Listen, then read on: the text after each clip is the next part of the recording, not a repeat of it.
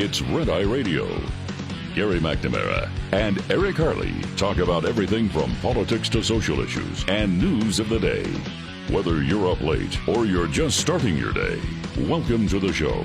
From the Uniden America Studios, this is Red Eye Radio. Hello and welcome. He is Gary McNamara. I'm Eric Harley as we begin a Tuesday. Gary, how are you? Sorry, this is hilarious. Yeah? And I've just read the headline. I'm just going through, as we do, all, different sources out there. And as I was just, one of the last things I scan, before I come on the air is to see if there's anything new from National Review. Yeah, right. And I see the headline, "Of course you can believe in democracy without being pro-Biden."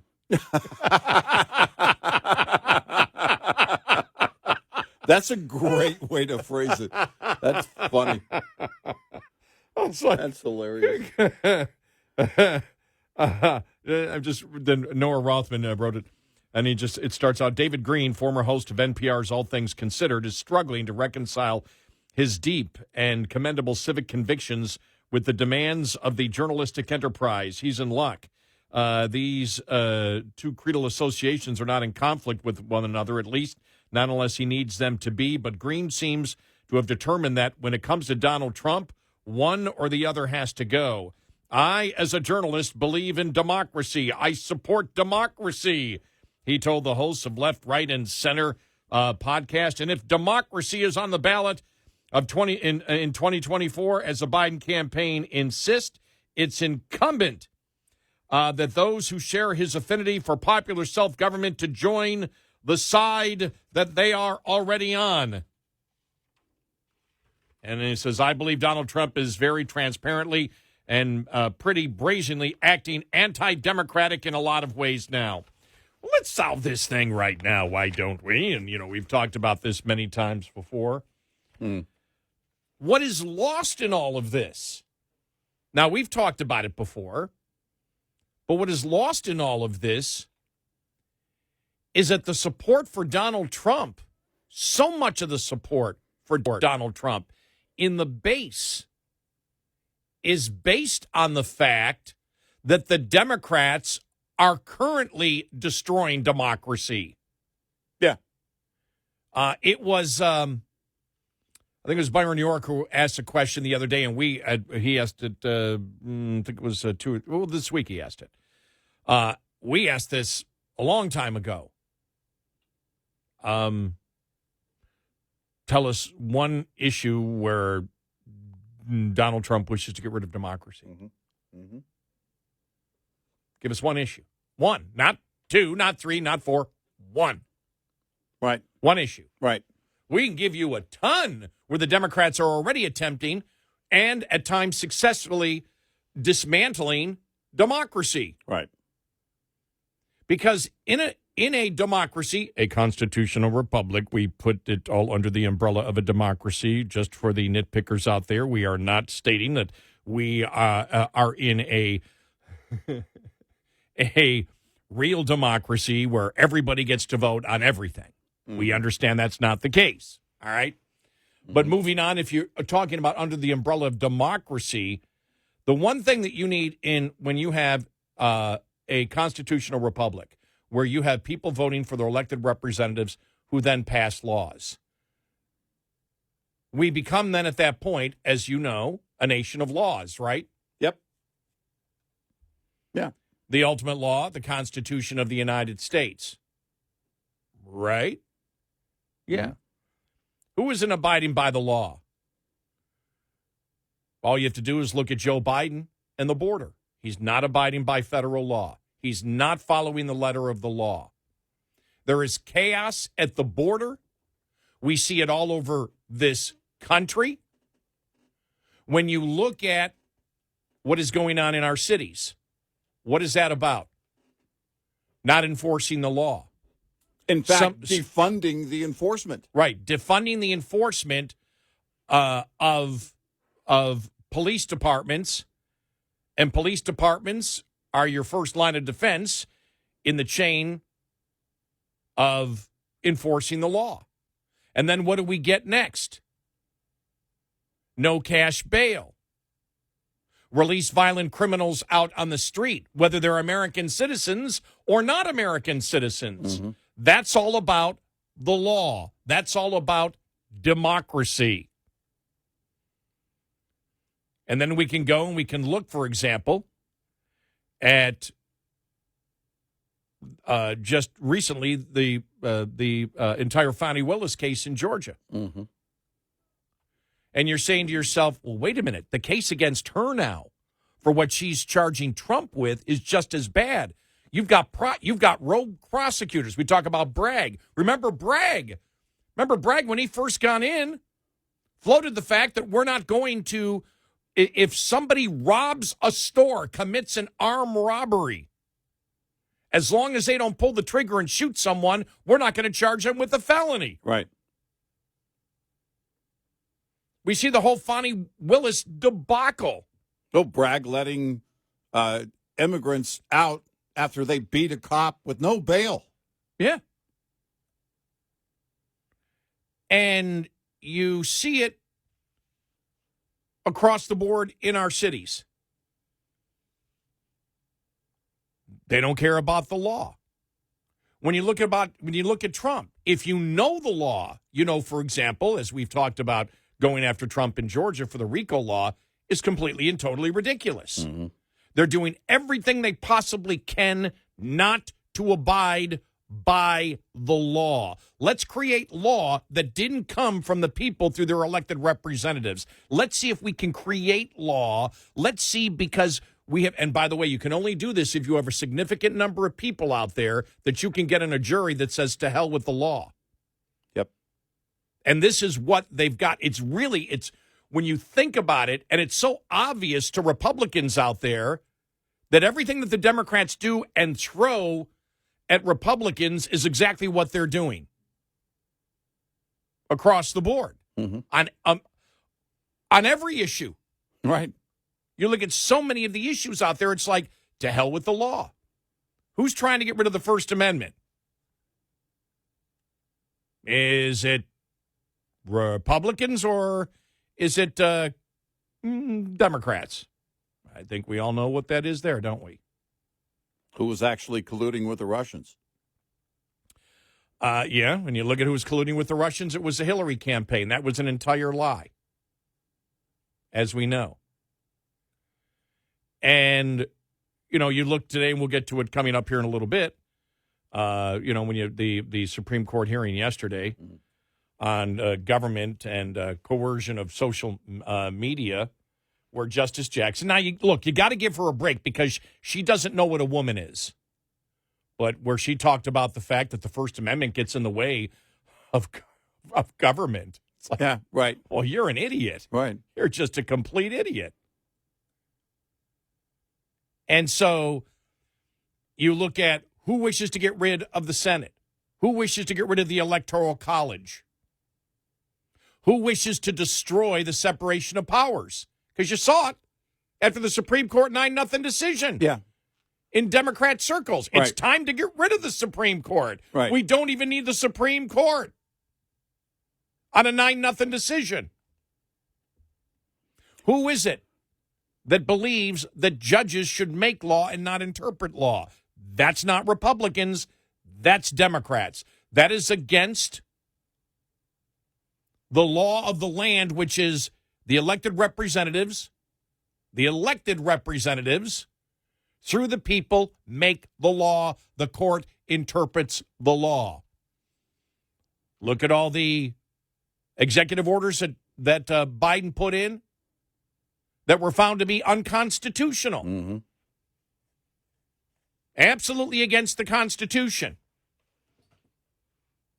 And if a Republican does that, we will call them on that, as we have done before, as we did, Sure. Especially with John McCain. Right. We did it the same with George W. Bush. When he said, I know parts of, that was McCain-Feingold, right? Is it McCain-Feingold? Yeah. Yeah. Yeah. That he knew parts of McCain-Feingold were unconstitutional, but I'm going to sign it and the courts will deal with that later. That was reprehensible for W to do that. It took 5 years for that decision to come down at the Supreme Court. And the worst thing about that was he said it publicly. So While he was signing, yeah. So let you know, we don't care whether it's a Democrat who does it or a Republican who does it, but who is doing it the vast majority of the time, 99% of the time, now is Democrats. And we are a nation of laws. And when you say that, people go, well, laws. Well, yeah, we're a nation of laws because the laws come from the people who elect the representatives. So the laws come from the people and their elected representatives.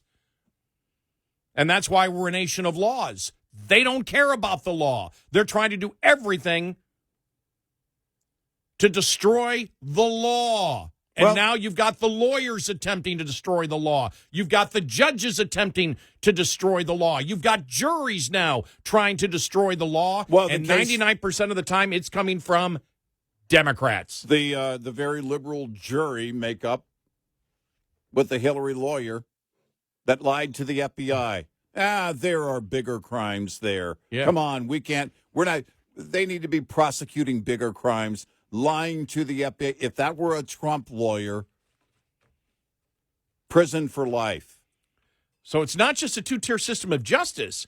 It's that Republicans already recognize that Democrats are screaming that if you vote for Trump, you're not voting for democracy. You're anti-democratic. Well, we can, as we just laid out right now, we can lay out what the Democrats are doing right now to destroy our democracy. Right. Tell us where we're wrong. You can't. Letitia James. By the way, Letitia James, you should look at the Biden administration. He's committing fraud. It's over and over again at every single turn. Fani Willis, Letitia James, the Biden administration, juries. And they don't care. Well, that's the thing. It's like, well, only politicians can be anti-democratic. No. Prosecutors can be anti-democratic, as we're seeing right now. It runs throughout, and we have been talking about this for years. It is not a conspiracy. It is a similar mindset. They're all on the same radical agenda. It's a culture. It is a culture that's created that you're not going to reverse anytime soon. And if you think you're done, you're mistaken. If you think they're going to stop where they are because it doesn't work for them, they're coming back even harder. If all of this gets Trump reelected, it will be relentless. If all of these cases against Trump fail, it doesn't mean they're not going to try twice as hard the next time. They're coming after every single person. What did they say? What were they saying after 2016? You voted for Trump, you're part of the problem, we're coming after you too. This is the way it works with them. This is how radical they are. You're the reason he got elected. It runs throughout. It doesn't matter. And every single case, you can look at it, and on its merits, it falls short. But this is who built the defund the police movement. Of course, Bragg let people from other countries get away with beating cops and let them go free without bail. The whole sanctuary city movement is not to abide by the law. Right. Come here and we will make sure you have a safe haven. We will protect you from the law. And so it's about time that Republicans got out there and said, how dare these damn people say that we are anti-democratic, and lay it out and do it every day. But for some reason, they can't do it. It's the easiest time ever for Republicans to win an election, and they, for some reason, don't have the damn ability to do it. Why is it that every YouTuber can come up with here's a trick on how to start your car with a broken screw? And they can post that and get 10 million views. The Republican Party can't figure out how to do something that is so obvious and just put a video out. Just put a video out. We're going to address this right now. Step up to the podium. The media will be there. You don't have to even create a commercial. We're going to have a press conference. We're going to respond to all of this garbage the Democrats are throwing down. Why aren't they capable of doing that? The YouTubers can do it all day long. You can't think for yourself? This is where we are. It amazes me. I love watching people create something and turn it into something. And I'm as equally frustrated with other people who I know are aware of situations and say nothing. Expect to lose then. We have a great show ahead. We do. 866-90 Red Eye. This report is brought to you by Shell Rotella. With advanced synthetic technology, is designed to help keep your rig running with more mileage and less maintenance. It's not always easy to spring back from the harsh days of winter to warmer months ahead. From de-icing chemicals to hidden debris underneath snow and ice, winter conditions can do serious damage to your truck. Here's a must-do maintenance check to help you minimize downtime and stay rolling. Have your batteries tested and inspect your electrical system for any exposed connections, wires, or butt connectors. Get any exposed components repaired immediately, as the acidic nature of highway de-icers will erode any exposed connections or wires in no time at all. We'll be right back with more Red Eye Radio with Eric Harley and Gary McNamara.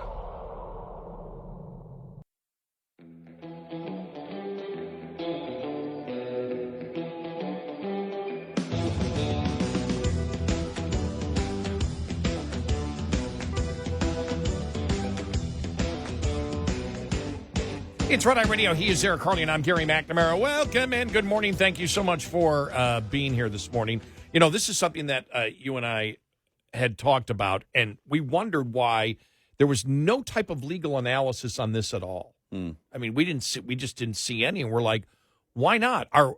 We were wondering, are we heading down the wrong path? And if we are, how are we?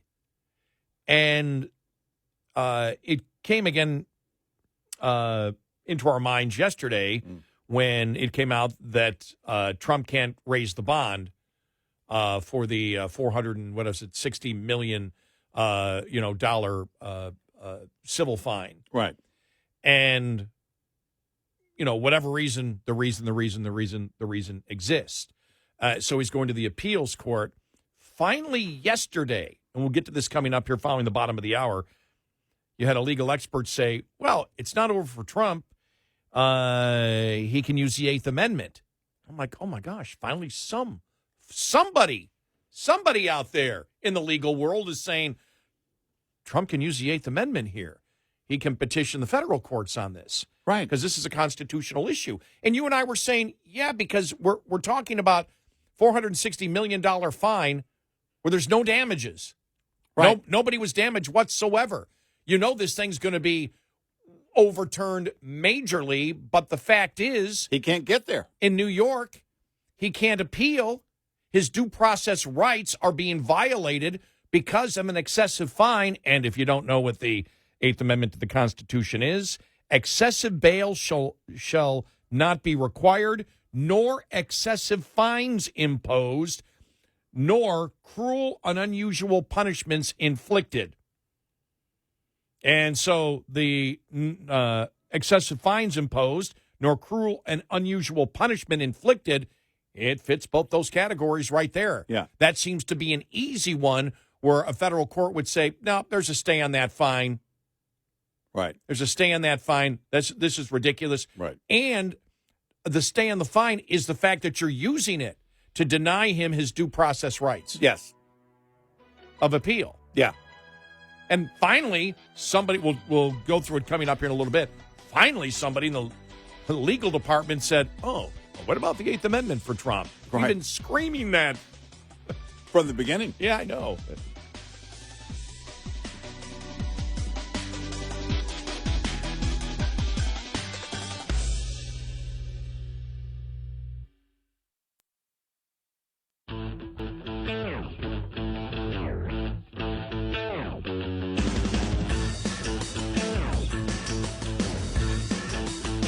We have a line open.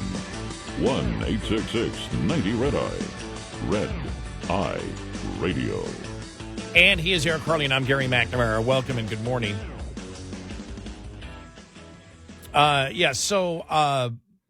This, the Trump case in New York, and the $460 million fine, and the fact that the president, lawyers put out yesterday he can't raise the bond for it. Right. And you look at this, and as we said from the very beginning, the law itself is flawed. I mean, the fraud laws is flawed completely, and to use appraisal sheets where you have a disclaimer on financial statements, appraisal sheets for your property, that you even have the disclaimer saying, "Look, this is what I believe it's worth." You don't need to believe it's worth. This is what I believe it's worth, but Right. basically do your due diligence. And we were amazed when that came up. We said, well, there's no way you can do anything about this, because there's no fraud when you say, look, this is my analysis on what the property is worth. And through your disclaimer saying it could be wrong, or Right. others may disagree. Right.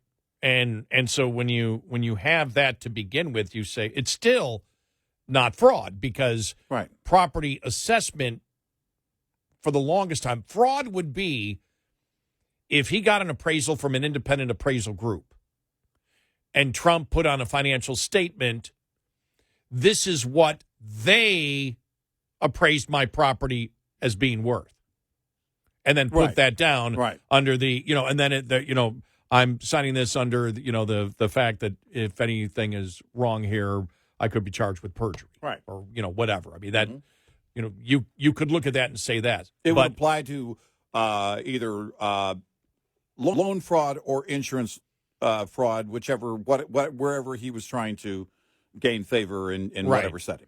Nobody is doubting that you shouldn't doubt that we wouldn't want to prosecute if it was real fraud, because we'd be the first to say, prosecute, it's real fraud.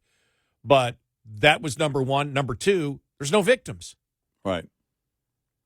The victims that were called, well, these are the people that he committed fraud against. He didn't commit fraud against us. No. No, we didn't lose anything. We do business with him again. Everything would be fine.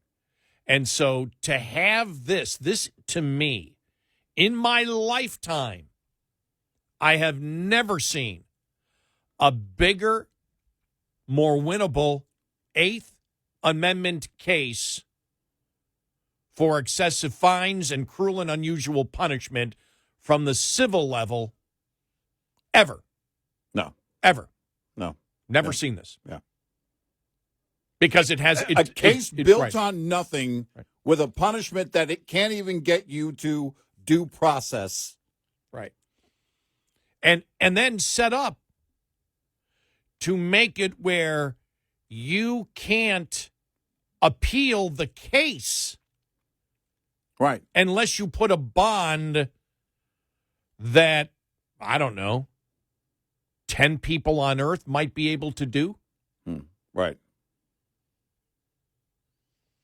And in order to put the bond out, if you can't pay the bond, your entire business is destroyed. Right.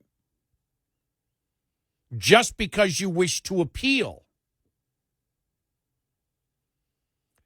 That to me is reprehensible. That is, again, it's against the law. It's against the Constitution. And that's, and so we can add this into the Democrats, where they say, oh, democracy. If you vote for Trump, it's going to be ended. Excuse me? You got to be kidding me here. But to me, it's such a clear Eighth Amendment violation. Reading this from Fox, as Trump continues to fight the legal battles on multiple fronts. On Monday, Trump's attorney said he's not been able to secure a $464 million appeal bond he needs following the New York civil fraud judgment against him. However, at least one prosecutor said despite appearances, the former president may have a sound legal case to shrink or put aside the $464 million bond I would not count Trump out yet, said former federal prosecutor Andrew Tchaikovsky, told The Story on Monday. He has a week yet to actually have this money secured in order to file the appeal.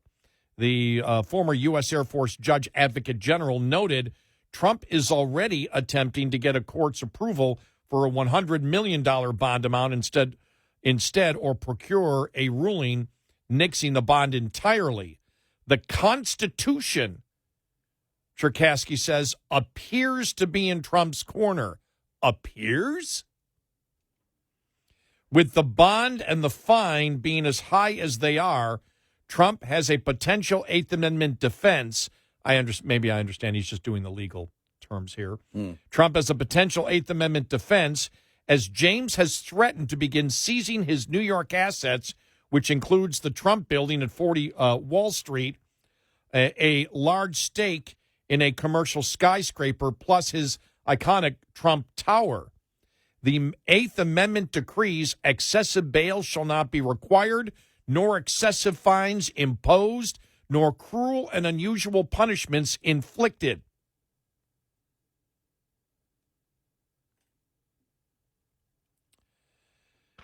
Why isn't this being discussed more by legal experts? Where's the opposition that this does not fit the Eighth Amendment? Where's any legal expert out there? Number one, this hasn't really been discussed at all. This is the first story that I've seen on any legal expert being brought in, and it's something that you and I, if you've been listening to the show, we were screaming weeks back when this first came out going, we got an Eighth Amendment challenge. Okay, where's the legal analysis of this? Couldn't find it anywhere. And so now he says, yes, where's the opposition? I want to see the opposition argument that this is not cruel and unusual punishment and or an excessive fine. And if this isn't an excessive fine, then what is? Well, again, you have a case built on nothing. These aren't complaints where insurance companies or banks came in and issued complaints with a state attorney general. She just pulled them out of thin air, no victims at all. We find you guilty. The judge says, no jury. The judge just says, boom, guilty. By the way, from the beginning, the judge says, you're guilty, but we'll just go through our little circus here and get it over with. And then issues this massive fine that blocks due process on appeal. Says if James actually does try to foreclose on some of his properties, I think he still has paths to move forward through federal court, ultimately to the Supreme Court, to complain about Eighth Amendment violations. The prosecutor noted it seems unbelievable the Constitution would permit such a lien against Trump.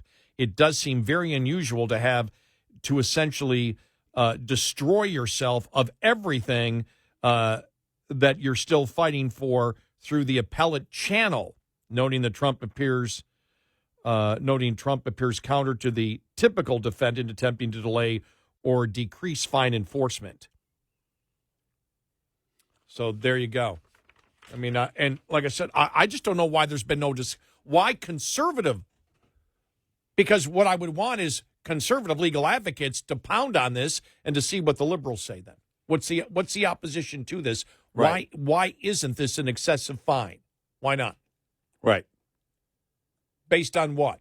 What's your legal argument? And this discussion really hasn't been had at all. No. Except for the fact of people that, support Trump, or maybe people that don't support Trump, because I don't think to me it's got nothing to do with whether I support Trump or not. It's the law. It's the Eighth Amendment that I care about. Yeah. And if you can do this in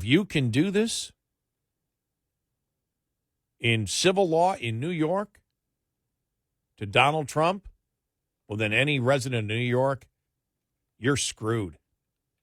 Oh, yeah, forget it. You're screwed in civil court from that point in New York State. Yep. And even if you're not in business in New York, they'll take whatever property you have. Sorry. All you have to do is just demonstrate that you show any dissent on the left, and you're a target. You're a potential target.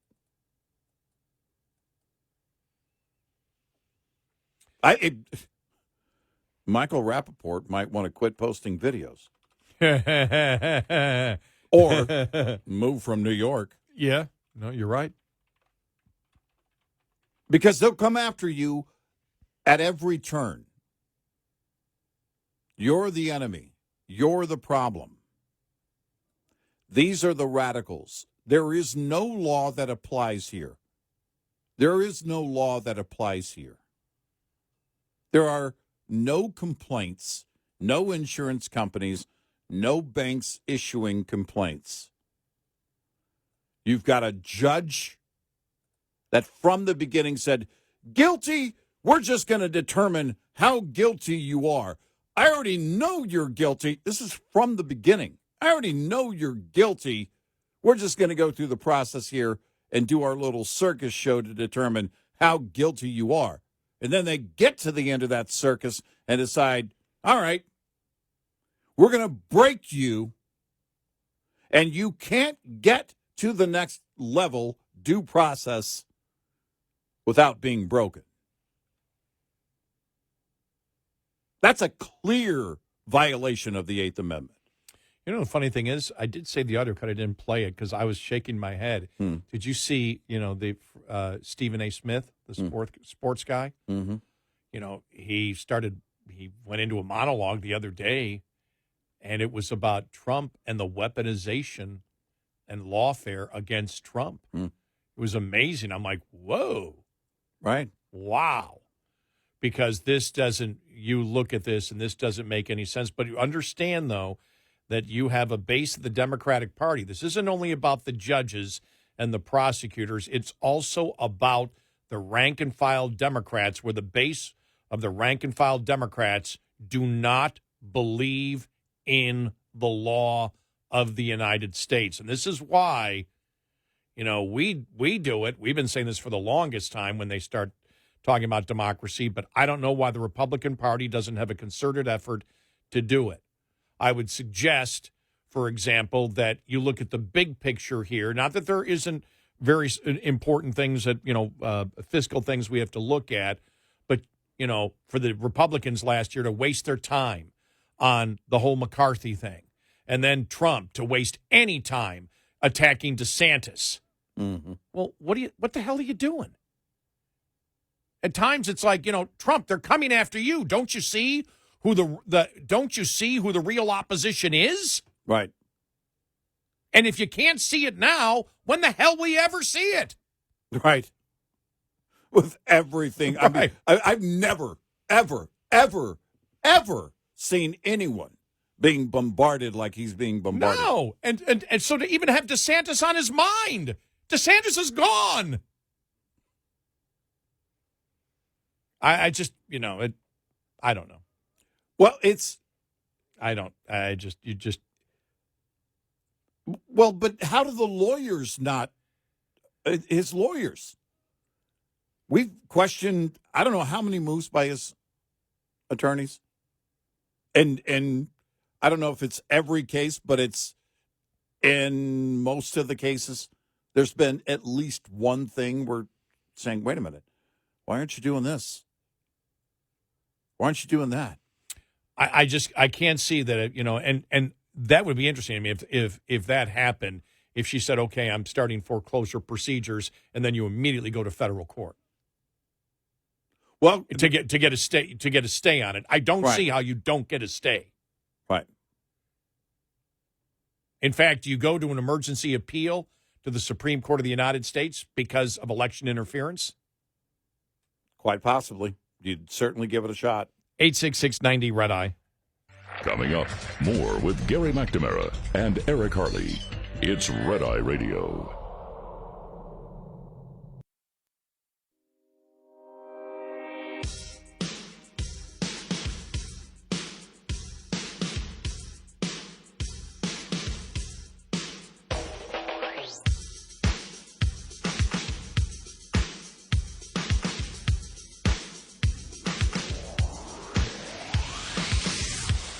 It's Red Eye Radio. He is Eric Hurley, and I'm Gary McNamara. Welcome and good morning. We'll have some great audio coming up, but following the top of the hour and a variety of different things here. But, you mentioned Michael Rappaport before. We'll have that story about hundreds of Hollywood actors coming out and now criticizing the Oscar winner's speech, the pro-Hamas, pro-terrorist speech at the Oscars. Yeah. We'll get to that. But, I'm really wondering when we're going to hear more about the possible Eighth Amendment and the Trump fine. Right. Because I'm amazed we've heard so little about that. Yep. Right.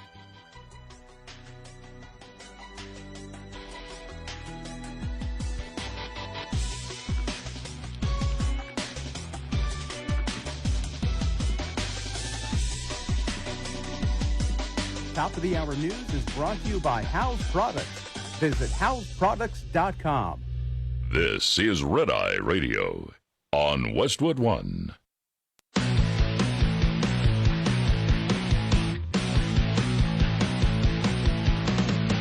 Now, it's Red Eye Radio. Gary McNamara and Eric Harley talk about everything from politics to social issues and news of the day. Whether you're up late or you're just starting your day, welcome to the show. From the Uniden America Studios, this is Red Eye Radio. All across America and around the planet, we are Red Eye Radio. He is Eric Harley, and I'm Gary McNamara. Good morning. Here we are, ready, the 19th of March. Crazy. Time is a-flying by. Well, I think that the bloodbath over the bloodbath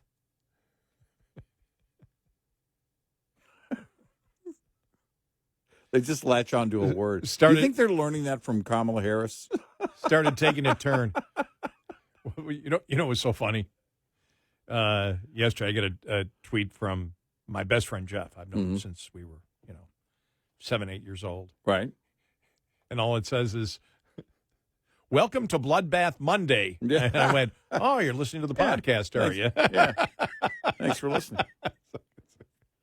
Yeah, it really is cartoonish at times. I love when we can pare it down, and we get lots of help from our friends in the conservative media, where they will edit it down, and we played that audio that's just, the left just going crazy over and over and over again with the word bloodbath. Because in that setting, when you pare it down, it really is cartoonish. It's childish. It's also dangerous. Oh, yeah. And we point out how they build out these things, these lies, over and over again, to the point that try and explain to anybody that really didn't follow it closely about the Russian hoax, about Charlottesville.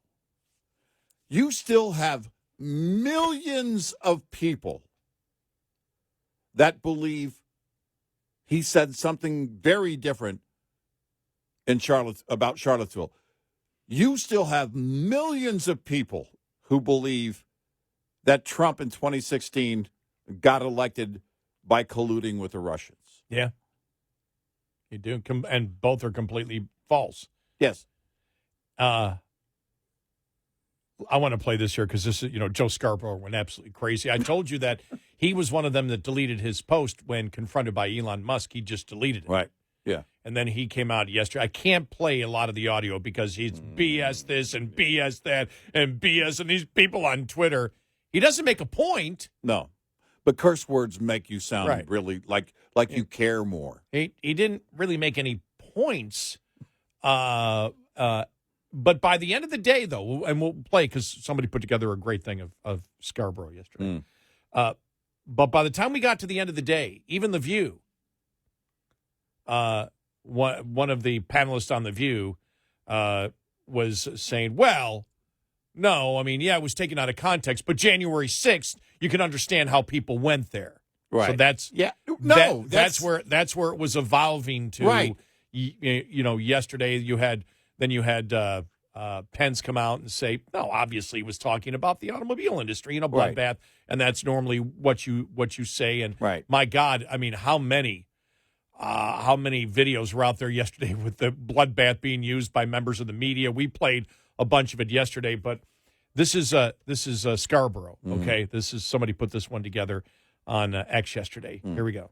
He was talking about a bloodbath. Sometimes a bloodbath means a bloodbath. On the eve of this bloodbath, it was going to be a bloodbath. It's going to be a bloodbath. Would be an absolute bloodbath. Bloodbath. This bloodbath in South Carolina. There's going to be a bloodbath. There will be a bloodbath at the convention. An absolute bloodbath. This was going to be a bloodbath. Does this nominee get through without a bloodbath? Hashtag bloodbath. We're going to be having bloodbaths. This would be a bloodbath. It would be a bloodbath. Seriously.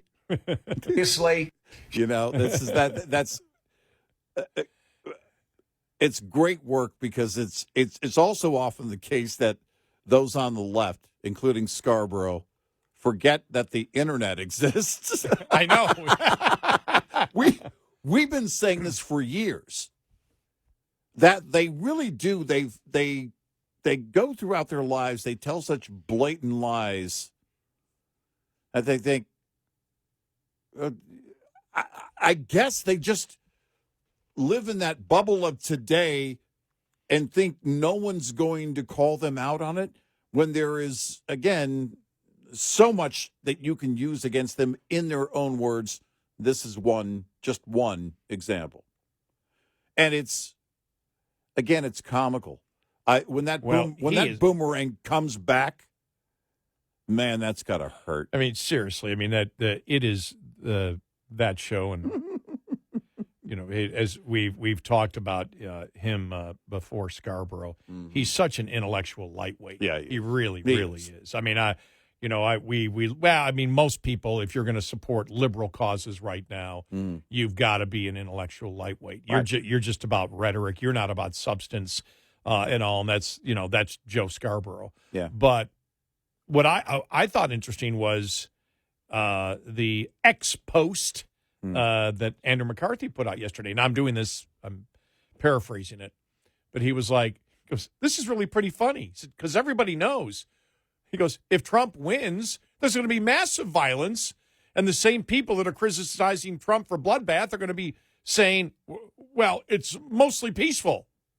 Right. He goes, but there's going to be riots all over the place. There's going to be violence if Trump wins. He goes, nobody's talking about that. Because remember when he won in 2016? Mm-hmm. Remember what happened after that? Oh, yeah. He's like, he said, so there's going to be a bloodbath, but Democrats will say, these are mostly peaceful protests. Right. So while the major blue cities are set on fire. Yeah. Look, you've got radicals right now that are protesting the left. They're protesting the Democratic Party. Imagine if Trump wins. You had it. Where was it? I know that the Oscars, there was the story that came out before the Oscars that they were going to have to beef up security because of the pro-terrorist activists that were going to be on the streets. But this is happening with the left over and over and over again. You're not doing what we want you to do. We're radicals. You're not being radical enough. And now you got to be pro-terrorist. Yeah. And think about how bad it's gotten. Yeah. For the Democratic Party, where you now have to be pro-terrorist and pro-genocide. Yes. In order to not be to not be someone who's, I mean, either, in order you're MAGA. No, in order to win an election for the Democrats, you've got to be pro-terrorist. Yeah. That's the whole thing of Biden. He can't understand what's going on. He's completely lost. He's screaming, he's yelling, and every. By the way, not according to any conservative media, but the liberal media. Right. The ones that are reporting that he's screaming over it because he can't decide on it. You know, I may lose the election if I'm not pro-terrorist and pro-genocide. Right. That shows you how bad it is, how radical the Democratic Party is.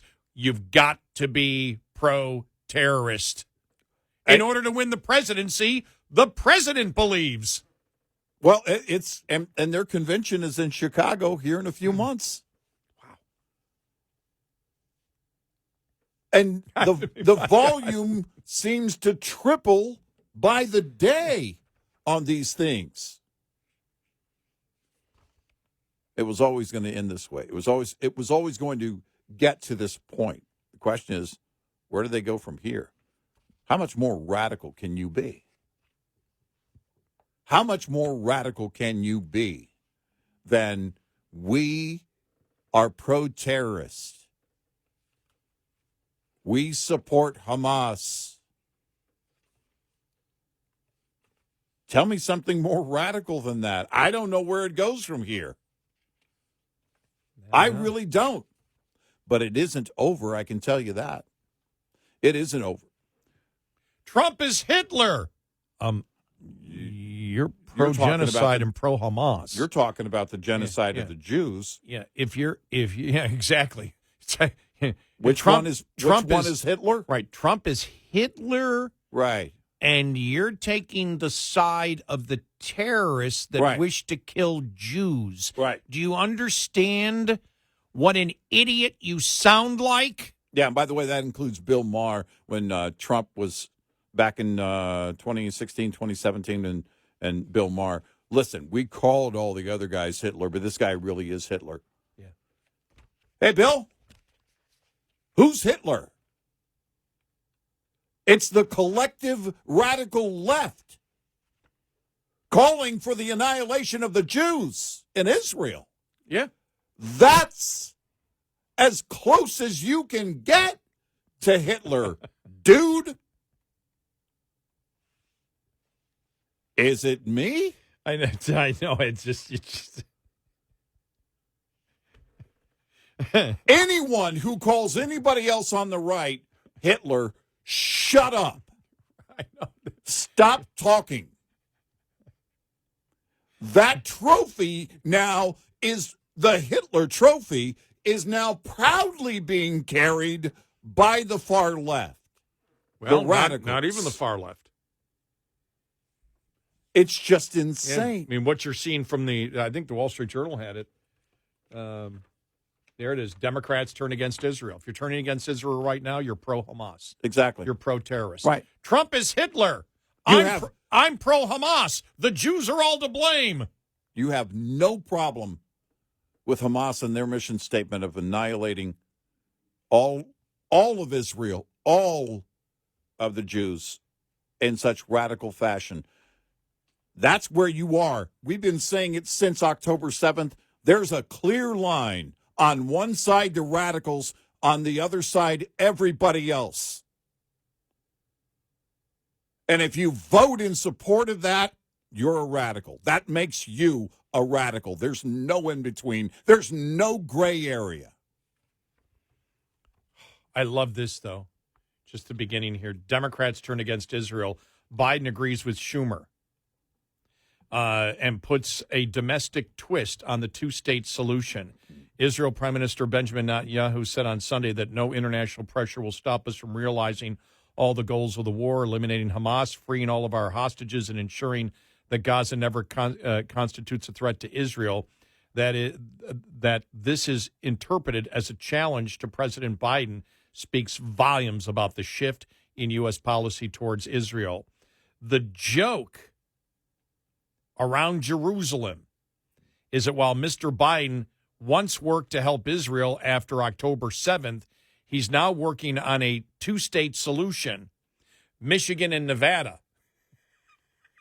Oh, my gosh, yeah. Well, I mean, the thing is, the dumbest thing that's ever talked about is a two-state solution. Hamas and the Palestinians don't want a two-state solution. No. It's like, I'm Joe Biden, I want a two-state solution. Does anybody want it? No. No, let's take it to the next level. What would be the next level, Gary? A summit, right? A summit between Hamas and Israel and the mediator being the U.S. So the U.S. shows up at the table and they say, let's talk a two-state solution. And Hamas looks at him and says, go to hell. Yep. Israelis notice that the president rarely speaks now of defeating Hamas. Instead, he bashes Israel under the cover of bashing its prime minister. The dance is Mr. Biden's way of catering to the anti-Israel left without alienating the bulk of U.S. voters who would find it unconscionable to turn on the Israeli people in wartime. What Henry Kissinger once said about Israel, having no foreign policy, only domestic politics, Israelis are now saying about America. How else to explain Mr. Biden's red line on Rafah, Hamas's final stronghold? Mr. Netanyahu says you cannot say you support Israel's goal of destroying Hamas and then oppose Israel when it takes actions necessary to achieve the goal. This is where the president and the Democrat leadership now is pro-terrorist and pro-genocide. Yeah. As you said from day one, there is no middle ground here. Nope. You're either for Israel or you're for terrorism and genocide. That's it. There's no other way to look at it, and that's where the president and the Democratic leadership stands. And every Democrat here listening right now to us knows that is the absolute truth. Yep. Every Democrat knows that. Yep. And it's reprehensible. Now, we predicted it. It was always going to get here. We were always going to get to this point. There was no way we weren't going to get to this point. Well, I mean, we knew. We didn't think Easter. We didn't know the symbolism of Judas, but, we figured that it was going to happen from Biden soon enough. Yeah. And here we are. Yeah. Imagine that you've gotten in a time machine from, I don't know, not even that long ago, 1992. And you fast forward, you get in the time machine, you land in 2024. You're a Democrat. You're a strategist from 1992. And you land at the strategy table for the Democratic Party in 2024. You look around and say, I'm sorry, what? Well, no, we need to support the terrorists. Yeah. We need to support Hamas. We're going to put a port in Gaza, and that aid is going to go directly to Hamas. And we'll call it humanitarian aid to make it sound nice. And we'll pretend there's this Palestinian government and Palestinian health ministry that is separate from Hamas. And we'll buy into that lie. We'll use all their numbers, too. Right. But buying into that lie is pro-terrorism. Yes. Because you're buying into a lie. Right. And by using Hamas's numbers and by under the cover of, well, the Palestinian health ministry, when everybody knows everything is controlled by Hamas. Right. That's where, again, the Democratic leadership in this country is pro-terrorist, is pro-Hamas, is pro-genocide. Yep. Tell us where we're wrong. 866-90-RED-EYE. Brought to you by FPPF, Fuel Power Max. Managing time is key. Successful owner-operators know that simply running hard is not enough. If it were that easy, anyone could do the job and expect the profits to roll in. It generally pays to slow down. There is a trade-off in higher costs, not to mention the increased risk for driving fast. If driving slower takes time away from you, you could find some of the ways to get it back. Never take time off during the last 2 weeks of the quarter or the last week of the month, when freight typically is abundant. Sometimes it works to your advantage to look for loads that take you through home rather than to home. The latter can interrupt your revenue stream and require additional time to get back up to full speed again. Owner-Operator Business 101 is provided by Overdrive's Partners in Business program. Go to overdriveonline.com to the Partners in Business section of the website for more details on this and many other topics. Brought to you by Shell Rotella, with advanced synthetic technology is designed to help keep your rig running with more mileage and less maintenance. Lines open for your calls. 866-90-RED-EYE on Red Eye Radio.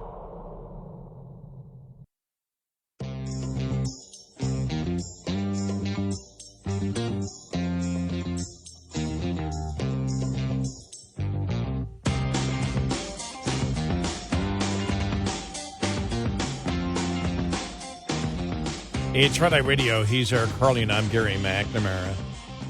I mean, it really is amazing when we talk about the insanity of critical race theory, identity politics, judging people by groups and not as individuals. That's now mainstream inside the Democratic Party. We've talked about the insanity of the radical transgender movement, that a male can be a female if the male wishes to, and the destruction completely of modern feminism because the man says so. And then you deal with, the whole pro-Hamas thing that's going on, which is strictly, the 99.9% of that is coming again from Democrats right up to the leadership. It's unbelievable.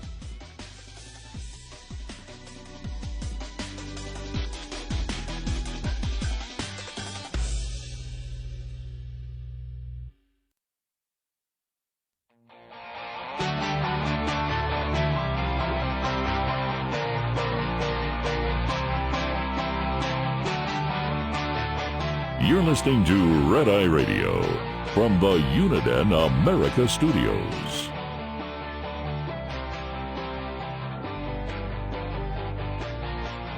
And he's Eric Harley, and I'm Gary McNamara. Good morning. Download our Red Eye Radio app today, and you can listen when and where you want if you can't listen live overnight.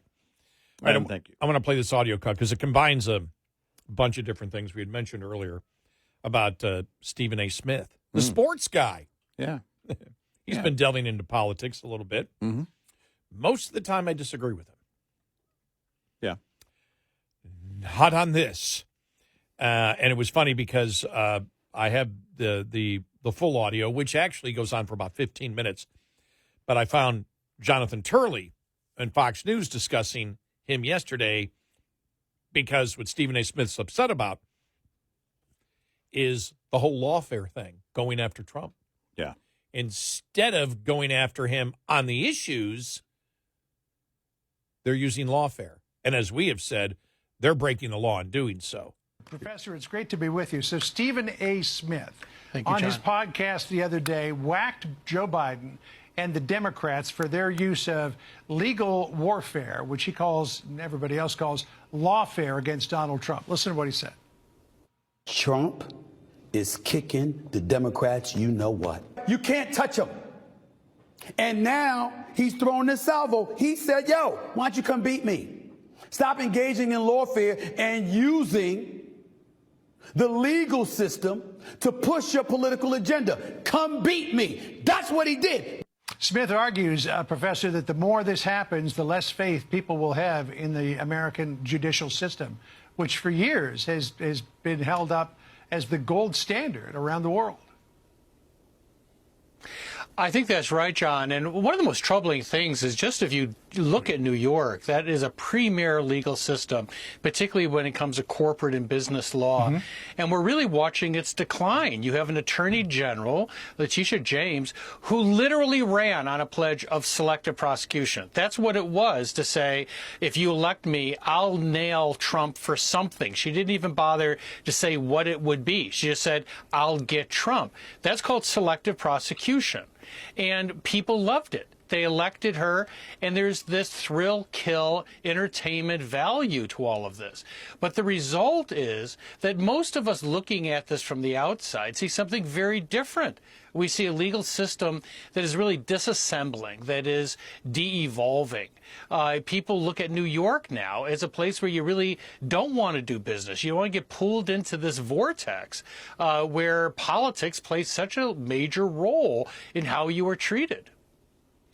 You know, I remember that old saying from the old Soviet, show me the man, I'll show you the crime. And that seems to be in play here with at least a couple of these cases. And then on top of all of that, we have the mainstream media taking Trump's comment about there will be a bloodbath. He was talking about the auto industry. If he doesn't win election and take care of China's incursion into Mexico in building cars and then shipping those to the United States, it almost seems like the left, Jonathan, is willing to use anything possible to stop voters from having a say in November. Well, John, I think what is most troubling about that bloodbath story is that you just had to listen to the sentence before or the sentence after to know that it was untrue, that it was a reference to the auto industry. Now, you can criticize Trump for reckless rhetoric, for inflammatory statements, but to say that that was something other than it clearly was is a mark of propaganda. You know, you can have a state media, we have learned, without state control, without coercion. You could do it by consent. And I think that's what you're seeing. What is bothersome about that story is that these are smart people. They knew that what they were running as a headline in a story was untrue. And so they become untethered from that core of ethics in their profession, in my view. Well, in a lot of people's view. Yeah. First off, before we go any further, at least, finally, Stephen A. Smith is screaming about a story that has some substance. Yeah, no, it's reality. And not him screaming about something about sports, which I don't care about, and nobody else does. Yeah. It's like the intensity. In fact, I think SNL did a bit one time, and it was hilarious. Yeah. You know, it was like, it was something like, we have Stephen A. Smith. Well, is your prediction is that they're only going to win by 9. I think they're going to win by 13. What are you talking about? No, they're only going to win by 9. They can't win by 13 because I would. You know? Yeah, right. And so at least we've accomplished that. Mm-hmm. We've got Stephen A. Smith to scream about something of substance. Well, and on political issues, identify reality. Yeah, because you cannot look at Stephen A. Smith and say, well, he's somebody who's part of the, he's part of MAGA. Yeah, exactly. No, that's well, and there you are. You have now. I don't know how many on the left. It the word bloodbath just crossed my mind. I'm really wondering. November 5th. I'm very curious. We don't make predictions. Could it be a bloodbath at the polls for the Democrats? We've been asking this question. Sorry, I just had to use the word. We've been asking this question. I knew the connotation of bloodbath. Yeah, exactly. You were not suggesting violence at the polls. No, we were not. But it is a valid question. We go through this every election season. However, this is unprecedented in so many ways. You've got virtually 2 incumbents, 2 men who have been president before. They each have recent and or current track records that you can look at.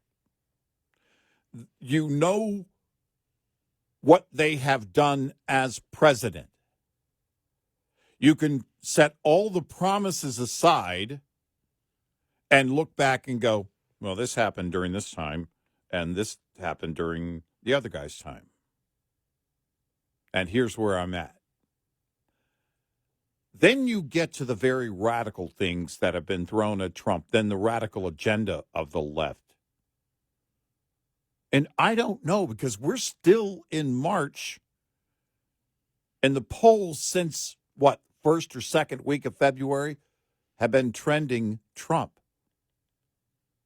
Keep in mind, the primary season technically still isn't over. I mean, we've got to the presumptive nominee status for each of them, Biden and Trump. But we're still in March, and things are trending more to Trump. When you look at the cases against Trump, we've never, ever seen this. Can I ask you? This is a question. I was going to say, can I ask you a question? No! As if I need your permission. Right. Eric, can I ask you a question? No. Why not? Because we're not going to do a talk show for the next 5 Because you minutes. asked me if you could. If you hadn't asked me and just asked the question, it would have been fine. When you hand me that power, I'm just going to use it and say no. I brought it up in the pre-show meeting. I've been seeing a number of polls out there that, for example, come out and say, as to any poll, who did they sample? And the sample size, and it will be like I was telling you, 34% Democrat, 34% Republican, 32% independent. And my first thought was, well, that's not accurate. If most people are independents, shouldn't it roughly be 40, 30, 30? Yeah. I mean, how do you actually figure that out now? Because you look from 2016 to now, you go from 2020 to now, and there has been a change. I mean, when you look at it, the number of Democrats, for example, and we've used, for example, you've seen Jonathan Turley, you've seen Dershowitz. Now, Dershowitz still going to vote, the way he's going to vote. Mm-hmm. But you've seen people like Matt Taibbi, Michael Schellenberger, Barry Weiss. Barry Weiss, she's a prime example because she's actually written things like Trump was right. And I can vote for Trump. Yeah. Looking at but this is where you get into, and this is, when you look at all those people there, they're the ones that went in. For example, the Twitter files. By the way, did you see Taibbi said, well, he's not an absolute free speecher, that Elon Musk. You and I yesterday burst out laughing, going, well, we told you that. Right. You can't run a company like that and not have some type of standards. You're not going to have absolute free speech on X or Facebook or whatever. It's not going to happen. No. By the way, we'll get to the Supreme Court hearing on that in government suggestions or or contact with government social media or partnering with social media. I mean, all these words that they use. Mm-hmm. But when I saw that, I went, well, wait a minute, is that the right sample? Right. And if independents are majorly moving towards Trump, is Trump even further ahead? And the poll I was looking at was a poll, I think, that either Biden was tied or up by 1 or 2. And when I looked at the sampling, I go, well, wait a minute. And it was like 34% of the people polled were Democrats, 34% Republican, and 32% independents. And I went, well, wait a minute. Shouldn't that be 40, 30, 30 or 42, 29, 29? Right. If you weighted that in a way that represented the voting public, then what would that poll have been if it had been weighted properly? Right. And so I just a question. I don't have right. I don't have any conclusion. Because and look, we doing this for so long, we've seen it before, but there are things we haven't. There are places, the things that we haven't, or situations that we haven't been in before. We go back to 2012 with the debates between Romney and Obama. That's so weird to think about, by the way. Romney. But Romney, on the issues, when you looked at the post-debate polls, Romney was crushing it on the issues. On Election Day, he got crushed. So, but this is totally different than it was even in 2020, because now there is a clear track record for both Trump and Biden, and then add the radical agenda, the pro-Hamas agenda, the lawfare that we just talked about, and everything the cities, else. I mean, look at how is when you see, because the local media is all over it. You've seen the cutting back of the hours of the Pittsburgh Police Department, for example, right? And there, I mean, Biden won by 20 points. When you have a police department say, and everybody knows how this happened because of defund the police and everything else, they can't even staff. From 3 to 7 a.m. they can't staff. And I just saw another TV report where one police station didn't open until there was nobody there at 4:30 in the afternoon. It was closed all day. And you're looking at it that they were talking about in the whole city of Pittsburgh, there might only be 20 cops overnight. Right.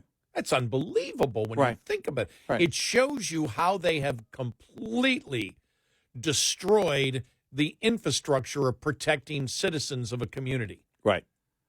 Well, my God, what does it take to say we're not going to vote Democrat anymore? Yeah.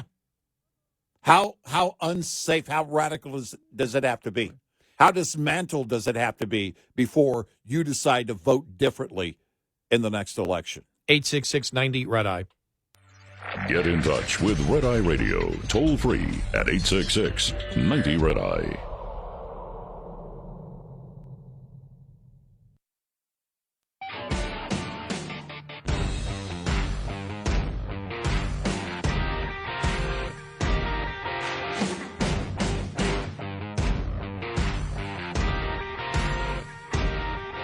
It's Red Eye Radio. He's Eric Carney, and I'm Gary McNamara. Coming up, the Supreme Court, what they were looking at yesterday. We will get to that. The situation in Israel, and there was something else I wanted to get to. Something else. Oh, the whole thing is long COVID real. Now there's more coming out on it. The latest studying and what they're saying about it. Growing body of research suggests the affliction of long COVID is psychological. Oh man, oh man, oh man. Yeah. And again, I don't know. We're bringing you the studies as we've always done, and see where it all comes out. But well, there seem to be two definitions, and I don't know what the average person defines as long COVID, and what the medical community. I always assumed it meant the effects of COVID, not just the residual effects. Scars on the lung would be residual effects. In fact, I have some of those. That's not bad enough to, make me very sick, but it was an effect. And so I don't consider that to be long COVID, just a long-lasting effect of the virus itself. Long COVID, I think in most people's minds, is something very different.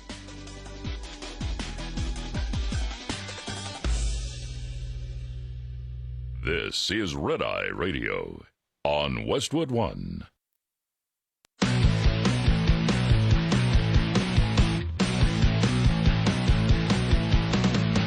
Now, it's Red Eye Radio.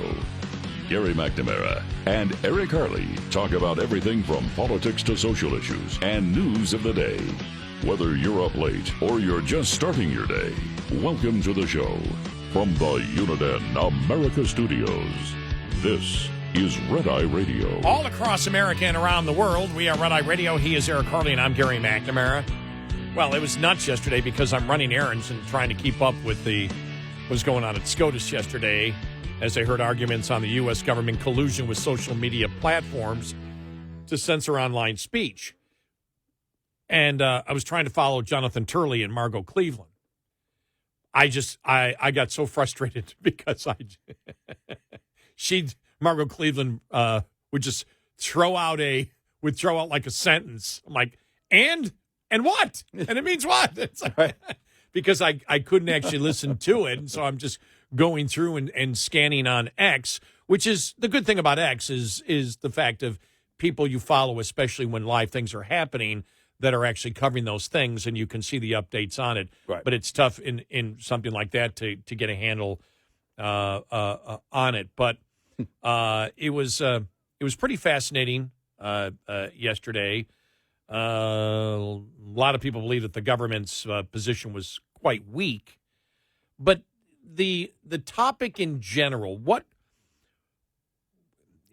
because there were a lot of questions being asked. Well, what if, and I'm paraphrasing here, but what if on Twitter, X, whatever, any social media platform, you've got a ton of people advocating that 5-year-olds jump out of a 10-story building. Right. Yeah. Does the government at that point have a right, to contact that social media company and say, hey, could you respond to that or stop that because that's bad? Right. And but that's not the problem. It's not an occasional call. In fact, let's go to Alito here. Here's where Justice Alito sort of lays out, I think, one of his major points about what we're discussing here. Exchange between the White House and other federal officials and Facebook in particular, but also some of the other platforms. And I see that the White House and federal officials are repeatedly saying that Facebook and the federal government should be partners. We're on the same team. Officials are demanding answers. I want an answer. I want it right away. When they're unhappy, they curse them out. There are regular meetings. There is constant pestering of Facebook and some of the other platforms, and they want to have regular meetings. And they suggest, they suggest rules that should be applied, and why don't you tell us everything that you're going to do so we can help you and we can look it over. And I thought, wow, I cannot imagine federal officials taking that approach to the print media, our representatives over there. If you did that to them, what do you think the reaction would be? And so I thought, the only reason why this is taking place is because the federal government has got Section 230 and antitrust in its pocket, and it's to mix my metaphors, and it's got these big clubs available to it, and so it's treating Facebook and these other platforms like they're subordinates. Would you do that to the New York Times or the Wall Street Journal or the Associated Press or any other big newspaper or wire service? So there's a lot packed in there. I want to give you one very specific answer first, and then step back out to the broader context. So specifically, you mentioned demanding an answer right away and cursing them out. The only time that happens is in an email that's about the president's own Instagram account. It's not about moderating other people's Okay, content. well, put that aside. There's all the rest. Constant meetings, constant emails. We want answers. Right. We're partners. We're on the same team. Do you think that the print media regards themselves as being on the same team as the federal government, partner? Now, I just want to stop here because Alito is backing himself into a corner. Do you think that the New York Times or these liberal major newspapers view themselves as partners with the federal government? Yes, they do. Yeah. Yes. Or is he trying to get I don't think he's trying to render an honest answer. I think he knows that. Now, it's not the same because that made me laugh, but I know the point he's trying to bring up, that they may contact. I mean, you and I talked about, is it a conspiracy or is it a culture? The culture already exists in the New York Times and the Washington Post to support the Democratic Party. We know. Yeah. So there doesn't have to be consistent meetings all the time. Yeah. And so when you look at something like Facebook, it's a completely different animal. You don't have just a number of editors doing something that already have your political bent. Right. All right. There's everybody. Everybody's allowed to put whatever they are and put an opinion in, which makes it a little bit different.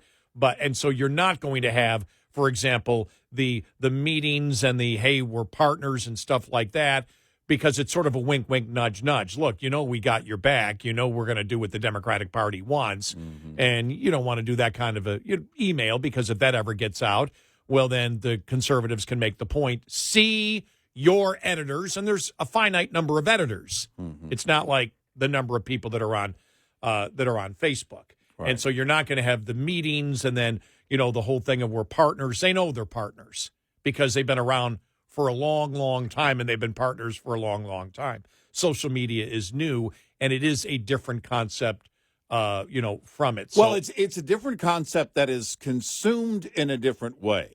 And that's the difference, too, is that social media, while many people do get their news from it, it's kind of like back in the day with The Daily Show, the first run with Jon Stewart, and liberals would, the polls would come out with this is where a lot of young people get their news.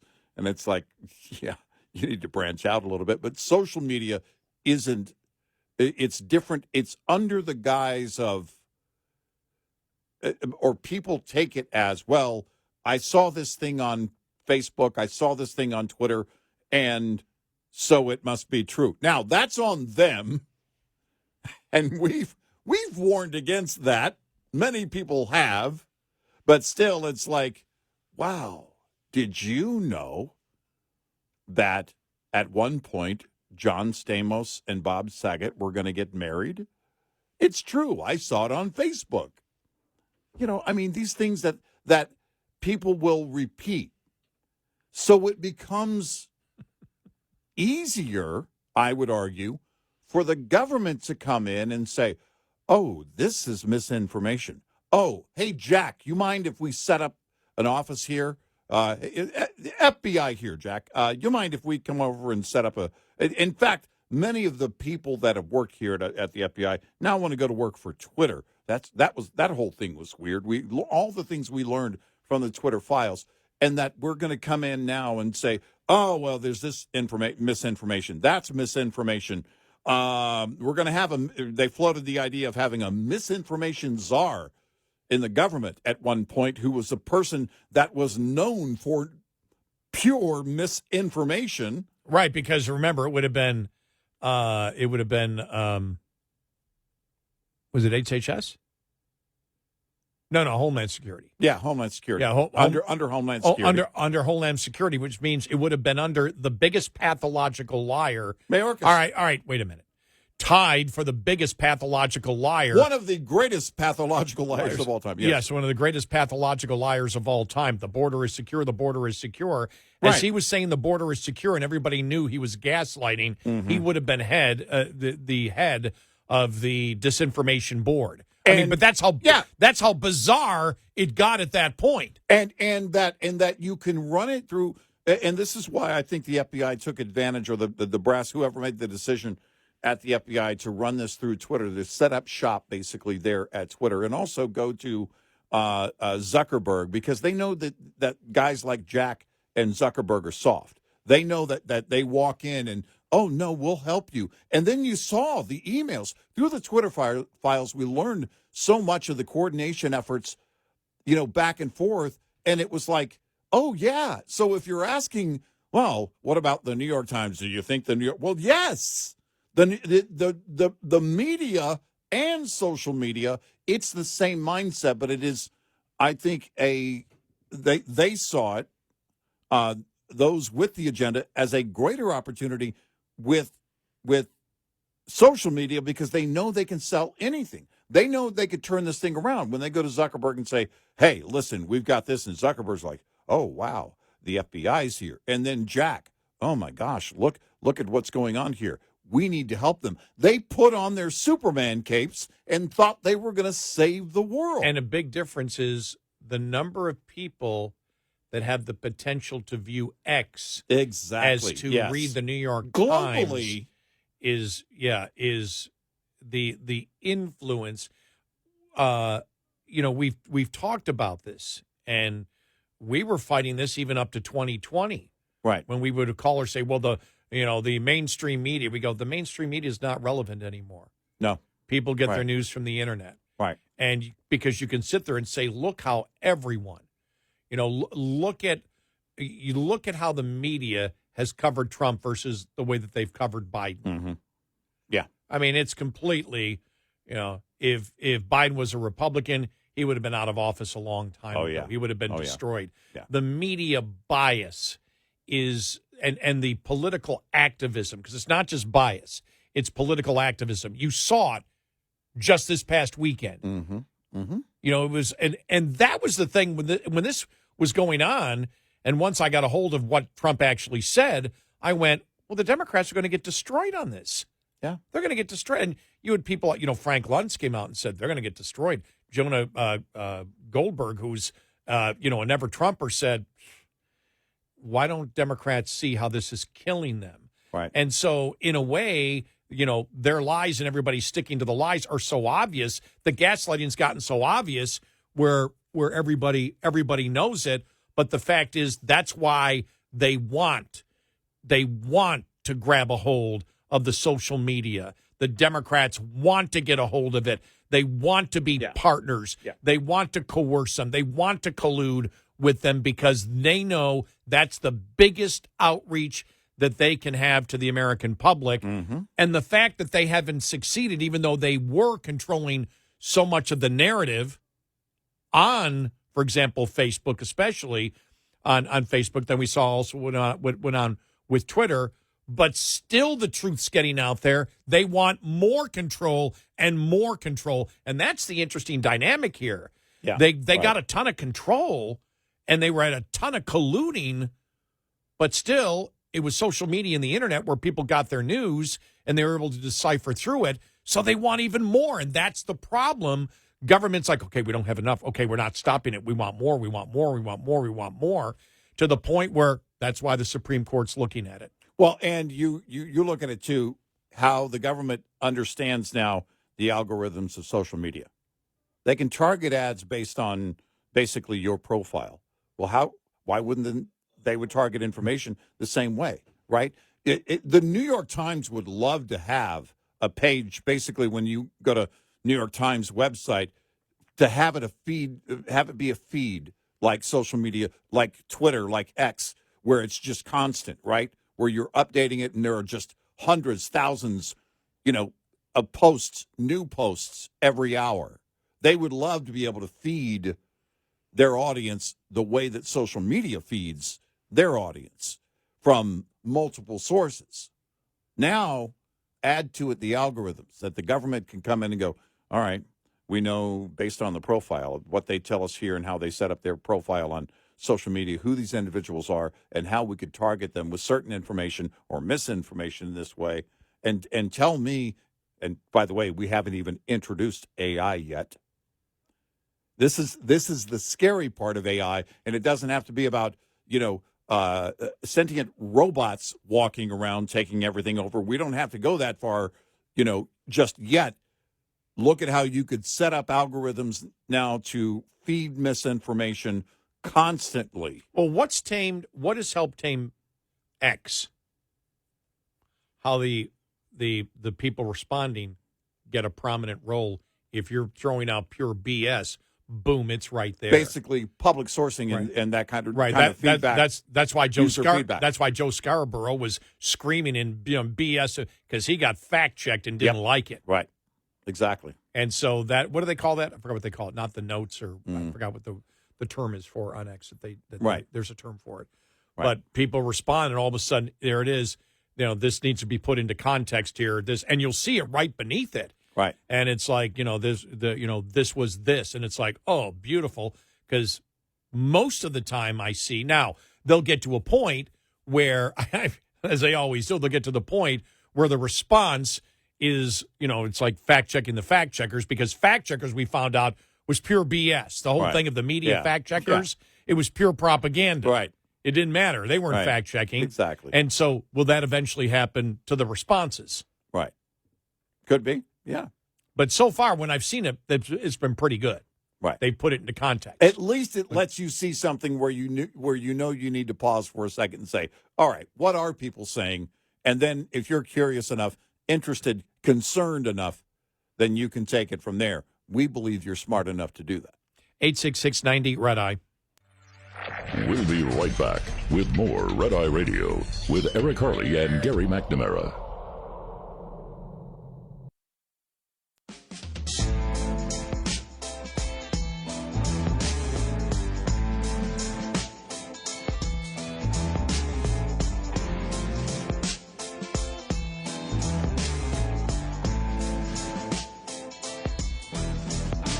It's Red Eye Radio. He is Eric Harley, and I'm Gary McNamara. So, yeah, it was fascinating yesterday. I think, though, that the one really interesting thing that was said yesterday was Justice Jackson. I'm just going to play it. Hey, you can hear our natural responses. Here we go. Yeah. Justice Jackson? So my biggest concern is that your view has the First Amendment hamstringing the government in significant ways in the most important time periods. What would you have the government do? I've heard you say a couple times that the government can post its own speech, but in my hypothetical, kids, this is not safe, don't do it, is not going to get it done. And so I guess some might say that the government actually has a duty to take steps to protect the citizens of this country, and you seem to be suggesting that that duty cannot manifest itself in the government encouraging or even pressuring platforms to take down harmful information. So can you help me? Because I'm really worried about that, because you've got the First Amendment operating in an environment of threatening circumstances from the government's perspective, and you're saying that the government can't interact with the source of those problems.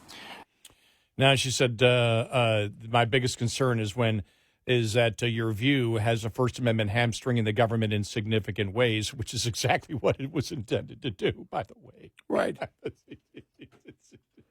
But the First Amendment is getting in the way of the government. She's bringing up a point that really isn't the overall point. Mm-hmm. The point was not that government never can suggest to any, for example, any government official can come out and say publicly, I think that the New York Times is irresponsible for writing this, and it's a lie. Yeah, right. Yeah.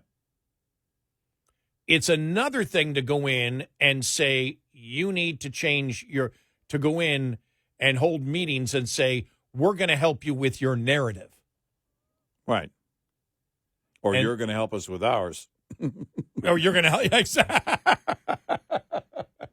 Well, of course, it was a vice versa thing, wasn't it? I mean, it kind of works. It's one and the same. And but, so yeah. Justice Jackson is picking out really what the discussion was not about. It's about the colluding. Yeah. It's not that government can, because if you come out and you're a politician and you pound on some story in the media saying this is false, they're going to respond somehow. Yep. Then you have the back and forth going on. Exactly. You bring attention to it. Right. Nobody's saying you can't do that. Right.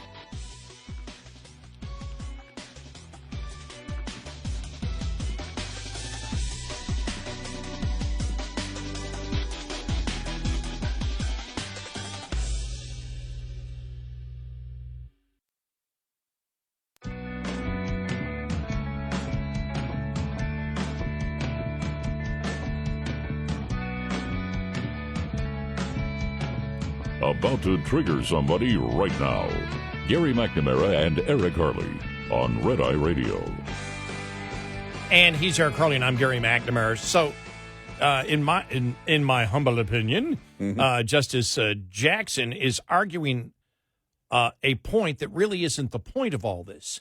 It's the collusion of government. Yeah. It's an organization of people consistently monitoring and pressuring social media as to what to do. It's not an incident, as she's trying to make, where somebody's putting on social media, tell young kids to jump out of 10 stories, and the government can't go to that outlet and say, look, you shouldn't allow that to be on your media platform because kids could get killed because of it. Mm-hmm.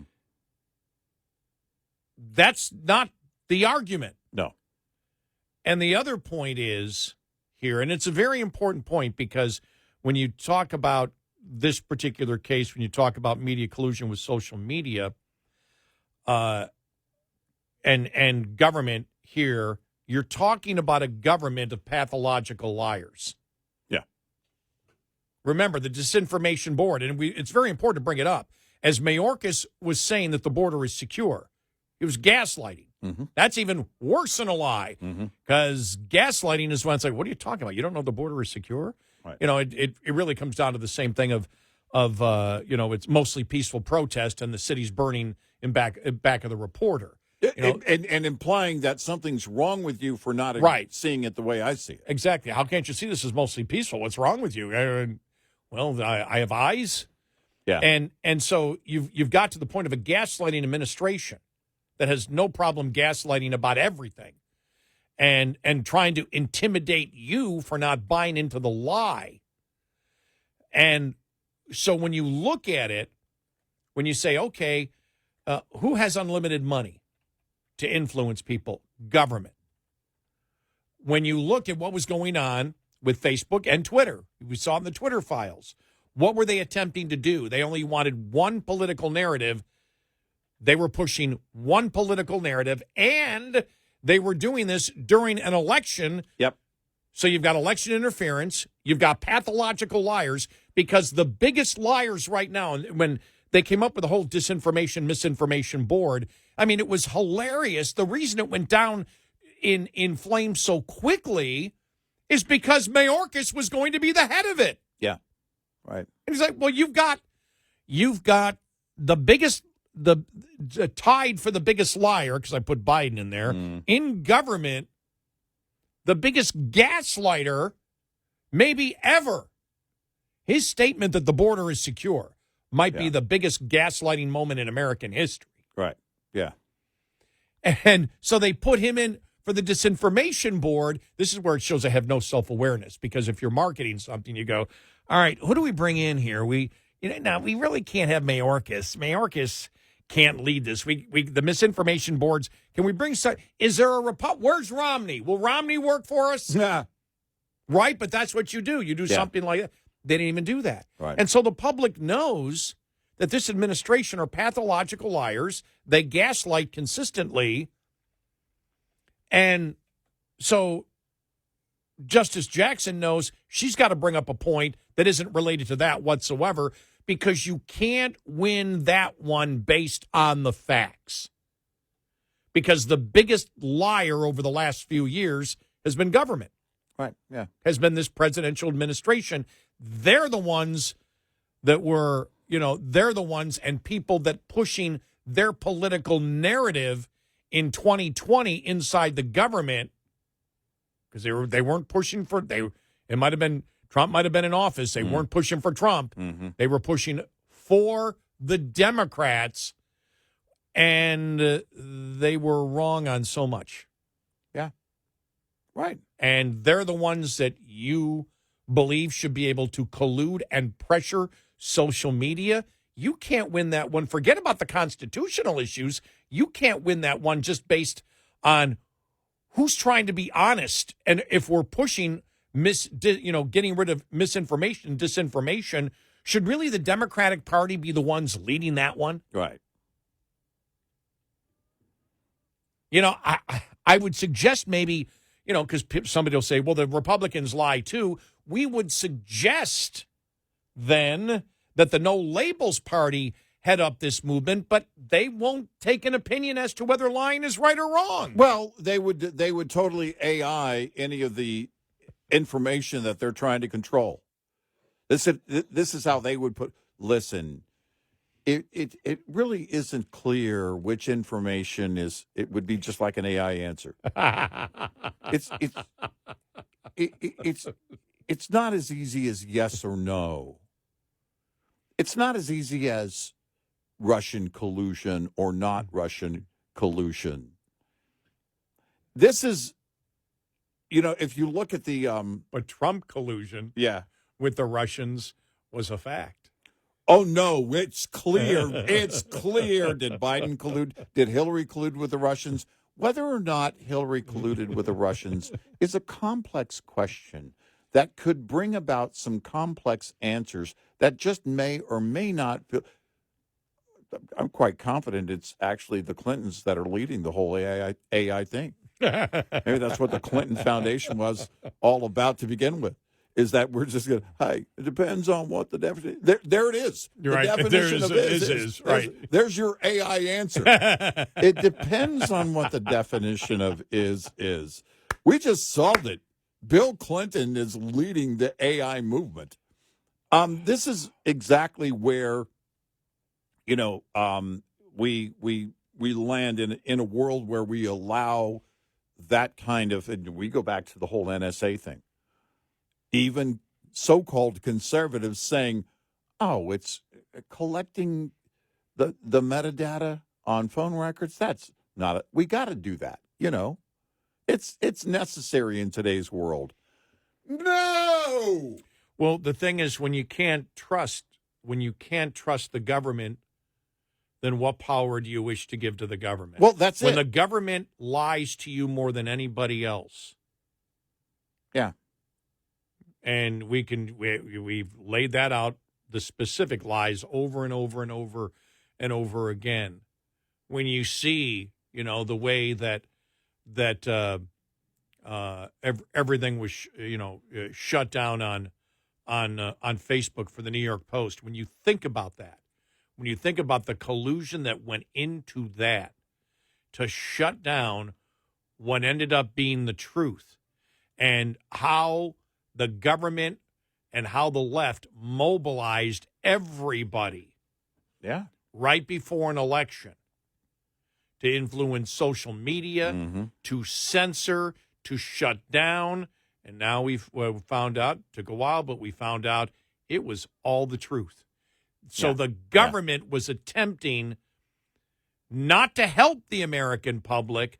They were attempting to hurt the American public by denying the American public the truth and telling the American public that something that was true was not, in order to protect their preferred candidate. Right. This isn't about children being harmed. It is about collusion. Yeah. It's about creating, should I say, a political enterprise to collude. Could this be fraud? I think it is. Hey, A.G. James, this is fraud. Go after it. Exactly. You should take away their ability to operate this way. Yeah. And so when you look at it, and look at COVID, the most, we'll get to the story. New York Times, that now the New York Times came out with it. The COVID school closures were wrong. They harmed kids. Well, and all of us that were talking about it then, you were seen as a radical. You're a radical if you believe kids should be going to school. What's next? By the way, based on the same information back then as we have right now. Exactly. Because that's never we've talked about what never changed. What never changed in COVID was the fact that it affects old people a lot worse. The fatality rate is a lot greater for older people with underlying conditions. Right. But when you get to younger people, nope, less than the flu. Right. There was no reason to close the schools. We said it back then. And if you said it back then, you were demonized. They wanted to censor you. Mm-hmm. Yeah. And so all these different... You were mocked endlessly. Yeah. And they would come after you. They would kick you off of social media. You couldn't even talk about a theory as to where it all started. Right. They were colluding with social media to stop that. And now they go back and go, oh, yeah, I guess that was wrong. And this is whether you wonder whether there are some Democrats that are, out there that are waking up to this and saying, yeah, you're right. You're right. And ask yourself a question. If you don't like Trump will be gone in a few years. Right. It's just look at the party itself. Right. Look at the party. Look at conservatism versus liberalism today. And you're telling me that you prefer liberalism and the insanity that comes on the issues with that? Right. You may not like one person. Okay. I'll give you that. But you look at the overall party and the conservative movement and say, where should I be and who should I be attempting to influence? This party over here that tells me that a man can be a girl, a man can be a woman because he says so. And if I don't believe it, and I'm a woman, and men they will attempt to destroy my life. Men get to come in and commandeer women's rights. Right. That's what's happened. Well, we've been saying since the beginning, since we've been doing this, the people come and go. It's the ideas that remain. Yeah. Adhere to the ideas. You don't have to be loyal to people you elect. They have to be loyal to you. It's the other way around. And as we've said over and over again, never a response. And we've said this, I don't know how long, that tell us one issue where Trump is a radical. Right. One. Right. One. And who said it the other? Was it Ben Shapiro? Yeah, it was Ben Shapiro came out a couple of weeks ago and said, well, the dirty little secret. Goes, not on this show. Yeah. We've been saying, he goes, Trump's not the radical. Biden is. We took issue with Trump's Ben on not that. even conservative on many things. He's a moderate. Yeah, because by saying, the dirty little secret, it implied that nobody listens to what we say. It's not true, Ben. We have listeners. God, I hope it's not true. I hope it's not true. I'd like to label that misinformation. Yeah, exactly. I don't have the stats in front of me. 866-90-RED-EYE. Coming up, more with Gary McNamara and Eric Harley. It's Red Eye Radio.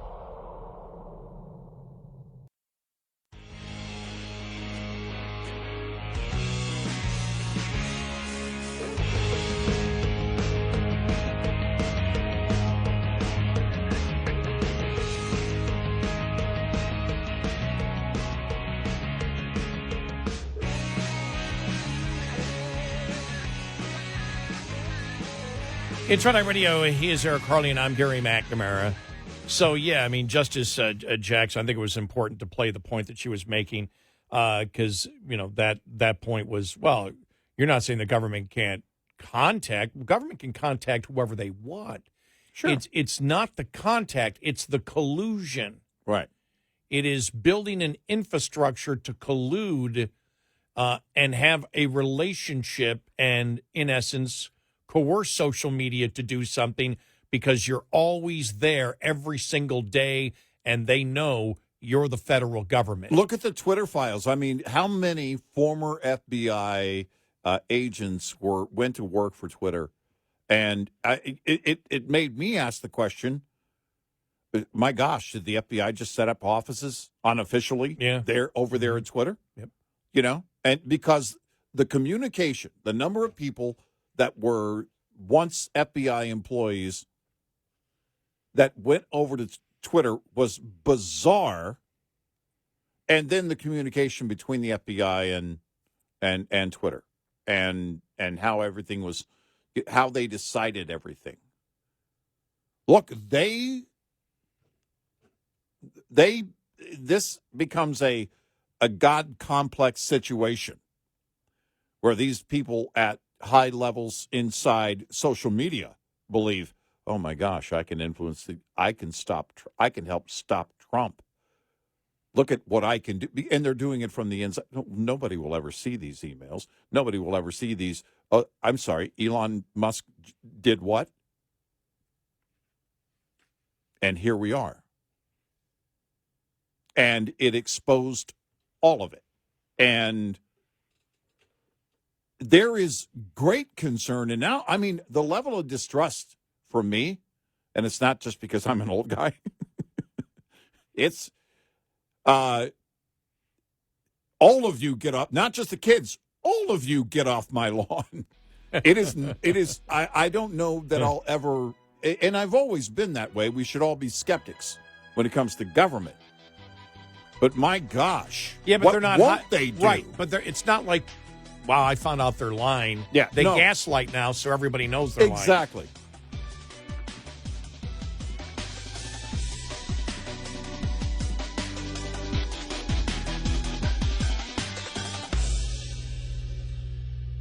This is Red Eye Radio on Westwood One.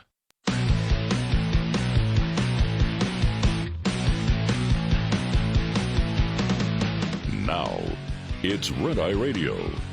Gary McNamara and Eric Harley talk about everything from politics to social issues and news of the day. Whether you're up late or you're just starting your day, welcome to the show. From the Uniden America Studios, this is Red Eye Radio. All across America and around the planet, we are Red Eye Radio. He's Eric Harley, and I'm Gary McNamara. Uh-huh. Thanks for being here. Thank you, thank you. How is everybody? Oh. What? Did you see where, we'll get back to the important stuff, but this is important when you're out somewhere. Did you see Target now? 10 items or less in the self-service? Yeah, who's counting? Yeah, we've been there, tried that before. Okay, it's a bunch of bananas. I have 6 bananas. Is it 6 or is it 1? Is it one bunch or is it 6? when I saw it yesterday, I hadn't been in there in a while, but I went because I know everybody in my local Target. Mm-hmm. I went in and started asking questions, Mm-hmm. and it, they said it's true Mm-hmm. because they're hiring more cashiers, and it's a 10-item limit, and they're paying attention. And if you have 11? I didn't ask that question, but they're paying attention. And when I went up, I said, well, so if I come back, I'm only going to have 10. And they started laughing at me because they know who I am. You know why they're doing it, by the way? Right. That's the question that I asked. Are you doing it because of theft? And they said yes. Yeah, people are stealing. Yep. Then they know when you're stealing. They can Yep. see when you're stealing. Yep. They know when you're stealing. They also said that. In fact, the woman that I know that is the head of the self-service, she's always there. Somebody came in with 2 items and tried to steal one just yesterday. Said, wait a minute, you didn't pay for it. Oh, I'm sorry, and then paid for it. They didn't walk out, but they ended up paying for it. But there's only 2 items. She goes, so she said, I knew she was trying to steal. Yeah. And so when you think about it, because you see all these, you saw make sure I get a W-2 from where I shop because I've been employed there for a while. They're trying to make the point that if you're doing self-service, that you're actually doing their work, so you should be getting paid for it.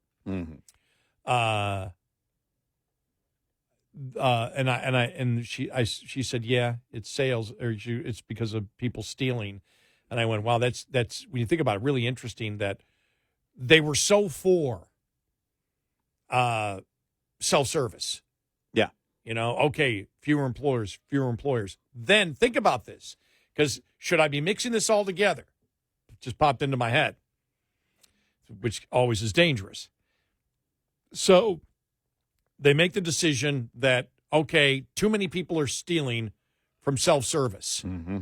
We can't stop them anymore and confront them, so we just have to limit it to 10 items. Have you seen the social media trend of telling the people at the door, you're not checking my receipt, I'm not going to fall for that?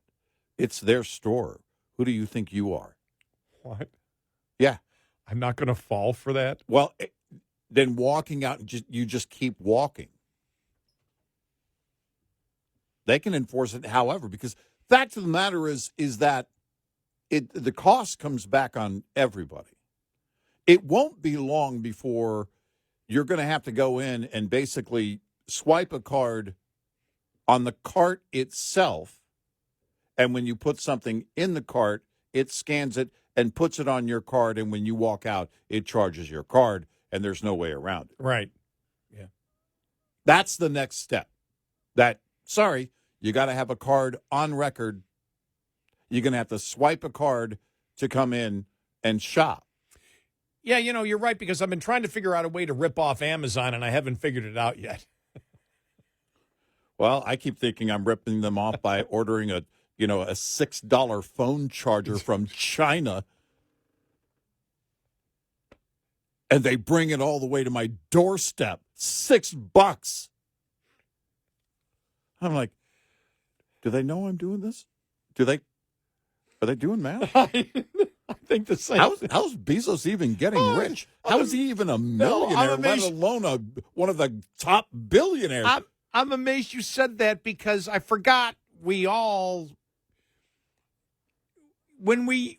used to go to Radio Shack to buy a widget. Yeah. And hoping they had the widget. Yeah, and some type of electrical widget or switch. And you'd go there, they don't have it. You go to 10 other stores, you'd spend 10 hours out there looking for one little stinking switch. Oh, yeah. And it's like, okay, that'll be $2.95. And then, just like you, I'll be going, oh, wait a minute, maybe it's on Amazon. When can they get it to me? And I go, oh, man, it's just, they're going to tell me to bundle. Remember they used to say bundle it with something? Yeah, right.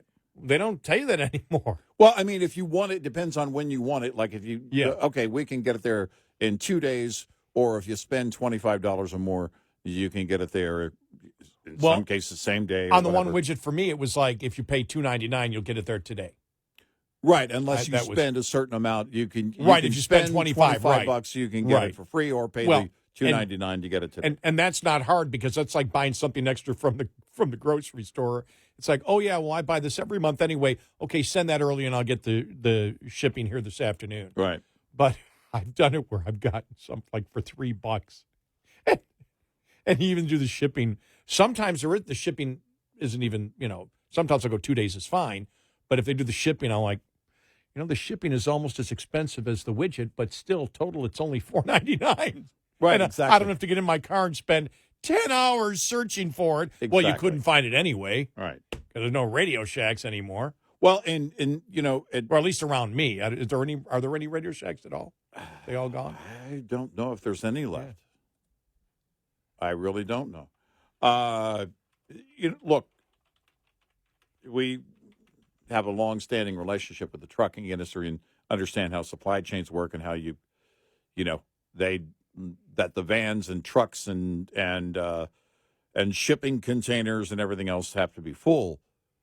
But still, you get down to, for me, I'm still getting down to the cost per mile for the one widget. I understand how it works with one van or last mile or, long haul and everything else. But it still boggles the mind that we can do this. Wall Street Journal had a great, I don't know if tutorial is the right word, but certainly is something that you can learn from. It was a 10-minute video on their YouTube page last year, I think it was. All right, here's how it goes. And then it's on the shipping container, and then it gets here to the L.A. port, where it takes 900 years to unload, get onto a long-haul truck, and then finally gets onto a van or something to get it to the door. 400 Radio Shack stores left. There are? This is from a month ago. All right. 3 in Maine. So, I mean, Radio Shack was the place. I mean, you could get electronics and things elsewhere, but locally owned. Okay. Wow. All locally owned, so they're still, and this goes back a month ago. All right. So. Yeah. Yeah, I mean, it's the convenience thing is so. This is why it goes. We were talking about Uber in Minneapolis. Yeah, Uber and Lyft. You and I have had, a lot of questions about the business model of Uber and Lyft from day one. From day one. And the first time I took it and went, that's all it's costing me to get this ride compared to a taxi. What's your business model? We were questioning it from day one. And how do you incentivize these contractors, and how do these contractors, the drivers, make it work? And you do. You have to be, just like with any business venture, you're going to have to be on top of your costs, and you're going to have to determine whether or not it makes sense for you. And, for a lot of people, it's, I'm just going to try and pack in as many fares as I can in a certain amount of time that I have during the day or during the week, and hope for the best. Well, you do have to measure that cost per mile, and it's based on the wear and tear of the vehicle. It's based on your time. It's based on the gas that goes into the vehicle and everything else. So all of those things, add up to a very big question mark hanging over the head of the future of companies like Uber and Lyft. But we've built out now this convenience factor. If I can't get something from Amazon, I really do seriously, because we live in a major metro area, I look at it and go, what do you mean I have to wait till tomorrow? Tomorrow? I'm not going to even be interested in this project tomorrow. Tomorrow? What is this? And what are they delivering on horseback? And we built out that convenience expectation. And I think that's going to be the problem of solving whatever's going on or whatever the future looks like in terms of the business model for Uber and Lyft. Because it's not cheap. Well, you figured this was going to happen. Speaking of the whole Uber and Lyft story, I said, I wonder if there's an update. This from Channel 11 in Minneapolis. Uber and Lyft are ready to drive out of Minneapolis after the city council approved an ordinance last Thursday to pay rideshare drivers more. So GOP lawmakers statewide introduced a bill designed to keep the companies around. House Republicans say their bill would block local rideshare regulations to entice Uber and Lyft to stay in the city past their deadline of May 1st by enacting wider-reaching state rules. The Minneapolis City Council's ordinance was intended to help drivers, but it will end up doing just the opposite. Well, they know that. They don't care. Right. They don't. They don't care. They just don't care. In the latest statement, Uber said, we know that by working together with all stakeholders, we can achieve comprehensive statewide legislation. It's unclear what the compromise would mean. On Monday, the governor said he was deeply concerned should rideshare companies leave. He made note of the potential impact of the number of people who rely on the services, including the disabled community. But he also said he's not a fan of preemption. He's still hoping to bring all parties to the table, saying no one is disputing these drivers need to make a decent living and it needs to be fair. Our study found out that they aren't being paid enough, but it also found there's a sweet spot in there, not for Democrats, where the rideshare companies can still continue to operate and folks can still use that service. That's where we should end up. No, that's not the point, Governor Walz. The point is everybody is doing everything voluntarily. Yeah, that's it. Right. If it's not, like we said, if you're a contractor, if you're a driver for Uber or Lyft and it's not working for you, don't do it. Yeah. You have to be able to measure that yourself, and it depends on the kind of car you drive, the mileage you get, and what shape it's in, how much time, what you believe your time is worth. All of that has to be factored in. But it's an interesting thing here because Republicans, and hey, folks in Minneapolis and Minnesota, maybe you should take a look at this. Democrats just say, we're doing the right thing that will help employees, and they kill their jobs. Right. The jobs are gone. And the Republicans come in and say, let's negotiate and see if we can come to some type of negotiated settlement, with Uber and Lyft. Let's try to negotiate with them. Right. So we can save the jobs. Right. Democrats, let's virtue signal and say we care about the jobs while destroying the jobs. Right. Republicans, whoa, wait a minute here. This is a voluntary thing. Maybe there's negotiation that can happen here where both sides are happy, and it could be a long negotiation, but let's start this process going. Right. But probably a ton of people in Minnesota that are liberal are going, nope, let's care and destroy the jobs. Right. Under the guise of attacking the large corporations. Right. So what about the contractors that are going to lose their living? It's very tough to beat emotional rage based on no logic or critical thinking. Right. Well, you're dealing with a screaming child throwing a tantrum. 866-90-RED-EYE. Brought to you by Hot Shot Secret. Hi, I'm Jen Loomis, a transport safety expert at J.J. Keller, and I'm here to share a tip on compliance, safety, accountability. Compliance, Safety, Accountability, or CSA, is the FMCSA Safety, Compliance, and Enforcement Program. Its goal is to hold motor carriers and drivers accountable for highway safety and to reduce crashes, injuries, and fatalities on our roads. CSA does this by assessing the safety performance of motor carriers and drivers based on data collected during roadside inspections, crash reports, and FMCSA investigations. Based on the data that is compiled, motor carriers are assigned a score. The carrier is then grouped with other carriers who have had a similar number of safety events. Carrier scores within the group are then ranked to determine intervention priority. Low scores are better, so carriers with the highest scores are those that are most likely to be targeted for intervention by the FMCSA. Interventions range in severity and may include warning letters, roadside, off-site, or on-site inspections, civil penalties, or operation out-of-service orders. This tip was brought to you by J.J. Keller and Associates. Visit us at jjkeller.com. Lines open for your calls. 866-90-RED-EYE on Red Eye Radio.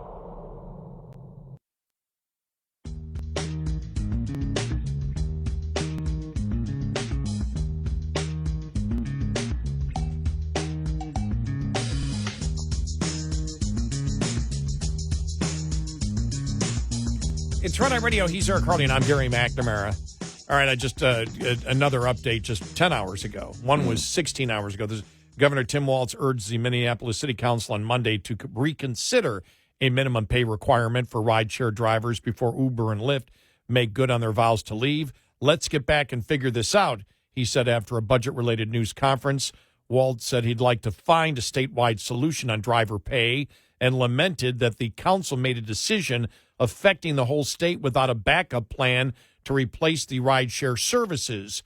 With no indication the council is willing to reverse course, Walz said he was not optimistic, even as legislators race to offer solutions. We're willing to try and play a role in it, but again, I'm very frustrated because I view this as a utility that is needed, and to lose this, I don't think it's a plan to think somebody might step in. That's not really a plan. So there's where you are right there. Doesn't matter. He's a Democrat. Doesn't matter. Yeah. You know, you've got these radicals that go, we care so much that we'll destroy your job. This really reminds me of the pizza owner, the guy that said, I'm going to pay more than minimum wage. I'm going to pay a lot more than minimum wage. And the liberal media went crazy. This is a guy, and then a month later, he's still in business. 2 months later, 3 months later, oh, he's cut back hours. Yeah. Right.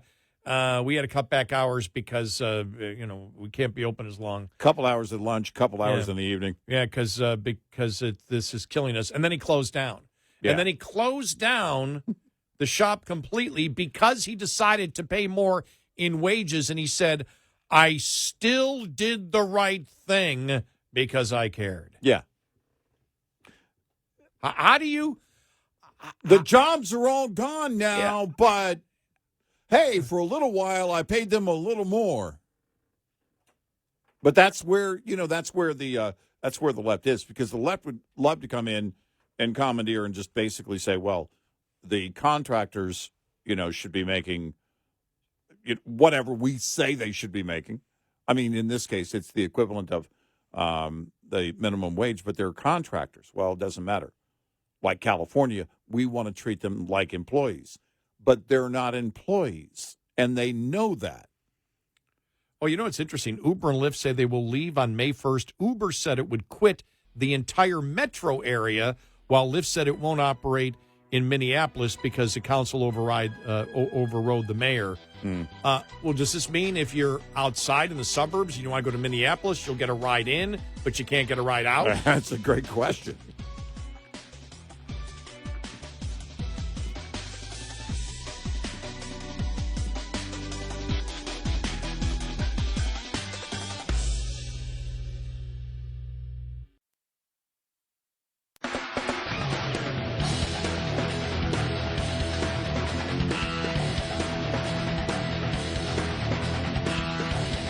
You're listening to Red Eye Radio from the Uniden America Studios.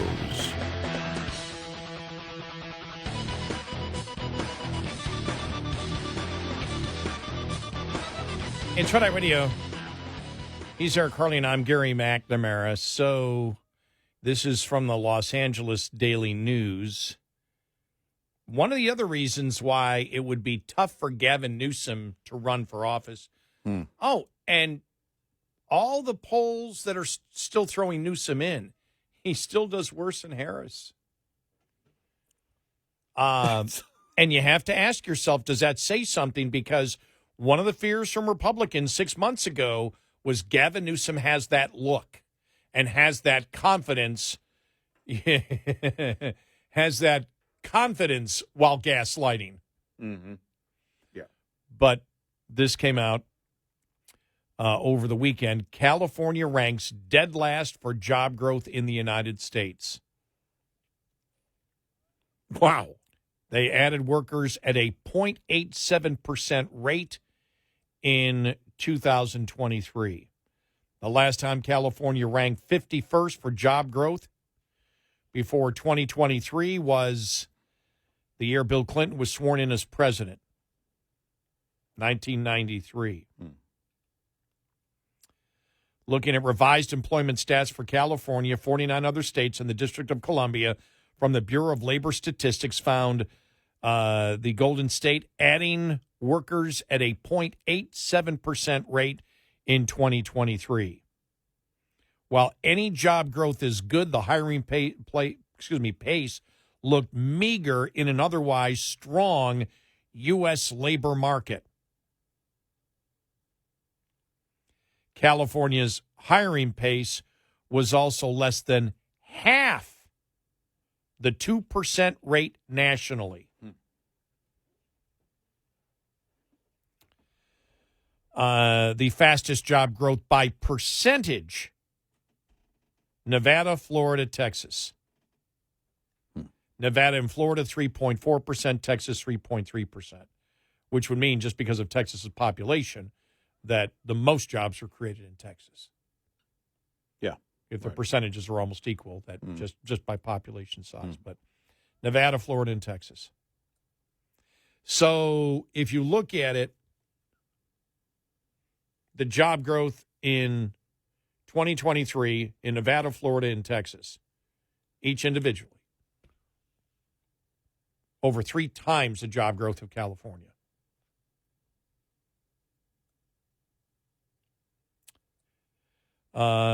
This is, again, from the Los Angeles Daily News. Some California industries are in reverse gear. State jobs stats show noteworthy job cuts in the movie business of 25%. Major strikes all but shut production. At temp agencies, 14%. Drops common when hiring slows. Lending, 9%. You know, really, what's interesting, did you see now the panic in Hollywood after the contract was signed that AI is just going to kill so many jobs in Hollywood? There's no way it wasn't going to eventually, but this is something that CGI has been building in that direction for a long, long time. Think about it. It used to be that CGI was so expensive, right? And now it's, well, I mean, look, you're not going to fill a stadium with people. You're going to have to, that's going to have to be done in post. Well, AI can make it look like actual people. Some of the videos, some of the training videos that are coming out now that are AI, it's not a real person. And they look like real people. The inflection sounds like a real person. And I'm wondering how long it will be, because think about this. You can look at like animation. A lot of celebrities have made a ton of money off of animation. Jack Black with Kung Fu Panda. Mike Myers with Shrek. And Adam Sandler with the was it the Transylvania thing, the Hotel Transylvania franchise? You know, those are cash cows. But then take animation alone. Do you really need Jack Black, Mike Myers, Adam Sandler to do the voiceover on those? No, that's a great. I've always wondered about that. How important is the voice, or do they just match a voice to it? And if you can do the animation, you can do the AI voice to be exactly what you wish it to be. Because a lot of the animation is geared in a mix between gearing toward the adults, the parents that are going to take the kids there, and of course the kids. But when you had the was it Cars? Larry the Cable Guy working for is it the Pixar, Disney, and doing the tow truck voice. He talked about being on a Disney cruise one time, and they told him, okay, now say hello as Larry the Cable Guy on the microphone over the entire ship, and he did that, and they said, now do it as the character, which is the same voice, and he did it again, and he was like, I couldn't believe what they were paying me for. How much of that is necessary in the AI world if you're looking for, because there's a connection for the parents. The parents look at it and go, well, it is Adam Sandler. I like Adam Sandler. And the kids want to see the movie. Despicable Me, I think that was Steve Carell. All of these things. And I only know this because I have kids and grandkids. Well, let's be honest. I don't know if AI could replace Larry the Cable Guy for the tow truck. I mean, that was, if you talk about animation. Yeah. Because you could pre-sell that. Mm-hmm. A lot of the other, that one you could pre-sell, and adults would go, oh, Larry the Cable Guy is the tow truck? All right, I'll go with my kids to see that. That's my whole point, is that you got to get interest. You got to get the parents' interest. Otherwise, they'll just wait for video. They'll just wait for it to come on streaming. But there is that balance of, all right, you get 1 or 2 stars that are on it, but you don't have to get the entire lineup on Toy Story, right? You don't have to. I mean, I think they're doing another. I think Tim Allen was talking about, or somebody mentioned that they're, considering going back for another Toy Story. Once you've done that, you have to repeat it with the same people. But in the future, projects like that maybe only require 1 star, 1 main star, 2 main stars, and then you have AI fill in the gaps. There's no way to prevent that as hard as much as they want to. The writers and the actors and everything. There are a lot of people that make a decent living. They're not making Tom Cruise money, but they make a decent living at being a character actor, or even just a fill-in actor. And all of that is going to be gone. This is fascinating here because when they looked at it, I mean, California's job growth, 51st in the nation last year, 0.87%. Mm-hmm. You ready for this? Mm-hmm. That was a statewide, the 8.7% for the entire state. San Francisco jobs fell by 1%. Employment in Los Angeles County, 0.3%. That's 3 times less than the average for California. Yeah. And San Jose, 0.4%. And that's a combination of regulations. Mm-hmm. That's a combination of regulations, taxes, and crime. Yeah, right. And so that's the reality. So it'd be very tough for Gavin Newsom if something happened to Biden to jump in now, because, as you know, Trump would say, you're last. Yeah. And again, the American public, I hope they're waking up, because when I see the numbers for Newsom, the fact that, were you surprised? I was surprised the first time I saw that Newsom was behind, that he was behind in every single poll. Yeah. He's behind Biden. He's way behind Harris. Yeah.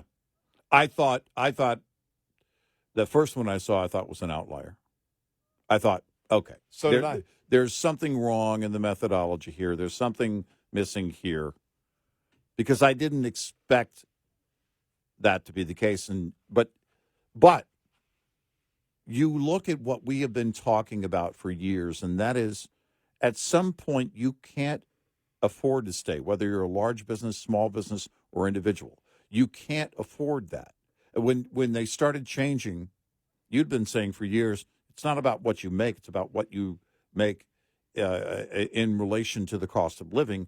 And when the U.S. Census Bureau finally got that into their head and applied that, California jumped to number 1 in poverty because it's too expensive to live there. Only the elite can afford it.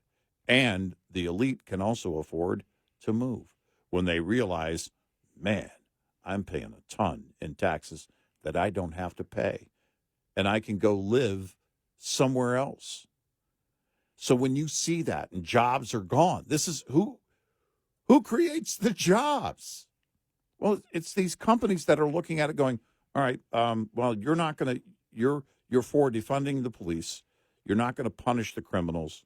You're going to overregulate, and those costs are passed on to us and our consumers. So our customers are having trouble even paying for it, and they don't feel safe coming into our store because you're not enforcing the law. We have to go. And people need to know that's not a small decision. When a company closes even one store, a company like a CVS or whoever it might be, that says we have to close this location, that actually costs them a lot of money to say we're moving this store out. But they know the inevitable is going to happen, and there's no way around it. At some point, it's what we have said. You can't afford to stay. Yeah, and you make a great point, because there's also a tremendous cost if you've got a corporation or whatever, even a headquarters, to move it to a different state, because you have those upfront costs. Yes. And so you're always looking at, okay, we need to take the hit now because we're not going to take the long-term hit down the road. Exactly. But still, that's a decision that has to be made. Mm-hmm. You're uprooting all the people that you work with, and I'm sure that if you're talking about headquarters, when you work in a headquarters, I mean, for most companies, it's probably a pretty, tight unit that you have there. And so you're making a huge decision, which is going to cost you up front more. Yeah. Because you got to move everything. But then you hope to save down, but you also may lose employees who don't want to leave. Well, there's a ton of stuff that happens. So it's not a decision that comes easily. You just don't say, we're moving, until you feel like you don't have any choice. And if you're at that point of the lack of any hope, the lack of any confidence, you're pretty bitter about the situation in your state. It's also a public relations nightmare. There is no win in the public relations arena on a move like that when you decide to close the store and leave. When you decide to, especially if you're saying we're going to move our headquarters, you're going to upset as many people as you please in that situation. There is no win. It's a wash. But when you get to a point in the state where it's so bad that when you move and people say, I wish they weren't, but I understand. That's it. That's the point. You know that they can't afford to stay. It's a hard decision nonetheless. Sometimes you got to do the hard thing to stay alive. 866-90-RED-EYE. Get in touch with Red Eye Radio, toll free at 866-90-RED-EYE.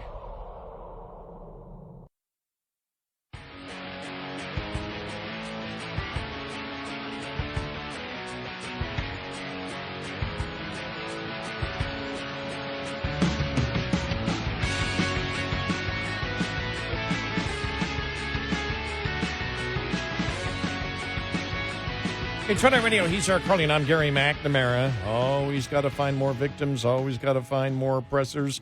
Always got... Well, here we go here. Listen to this one. Same-sex gay and lesbian people are just subtypes of transgenderism. According to GLAAD, a pro-transgender group that formally pushed for civic acceptance of homosexuality. The push to convert homosexuality into transgenderism threatens the political and civil status of gay and lesbian communities and also widens the growing splits within the overall population of sexual minorities that vote mostly for the Democratic Party. So there is no LG, B or Q. It's Q, only T. Only T. Well, that's going to make it a lot easier, except for the fact that I do believe that there may be some pushback on that. There might be some conflict here. Yeah. Get out the popcorn. There's not enough.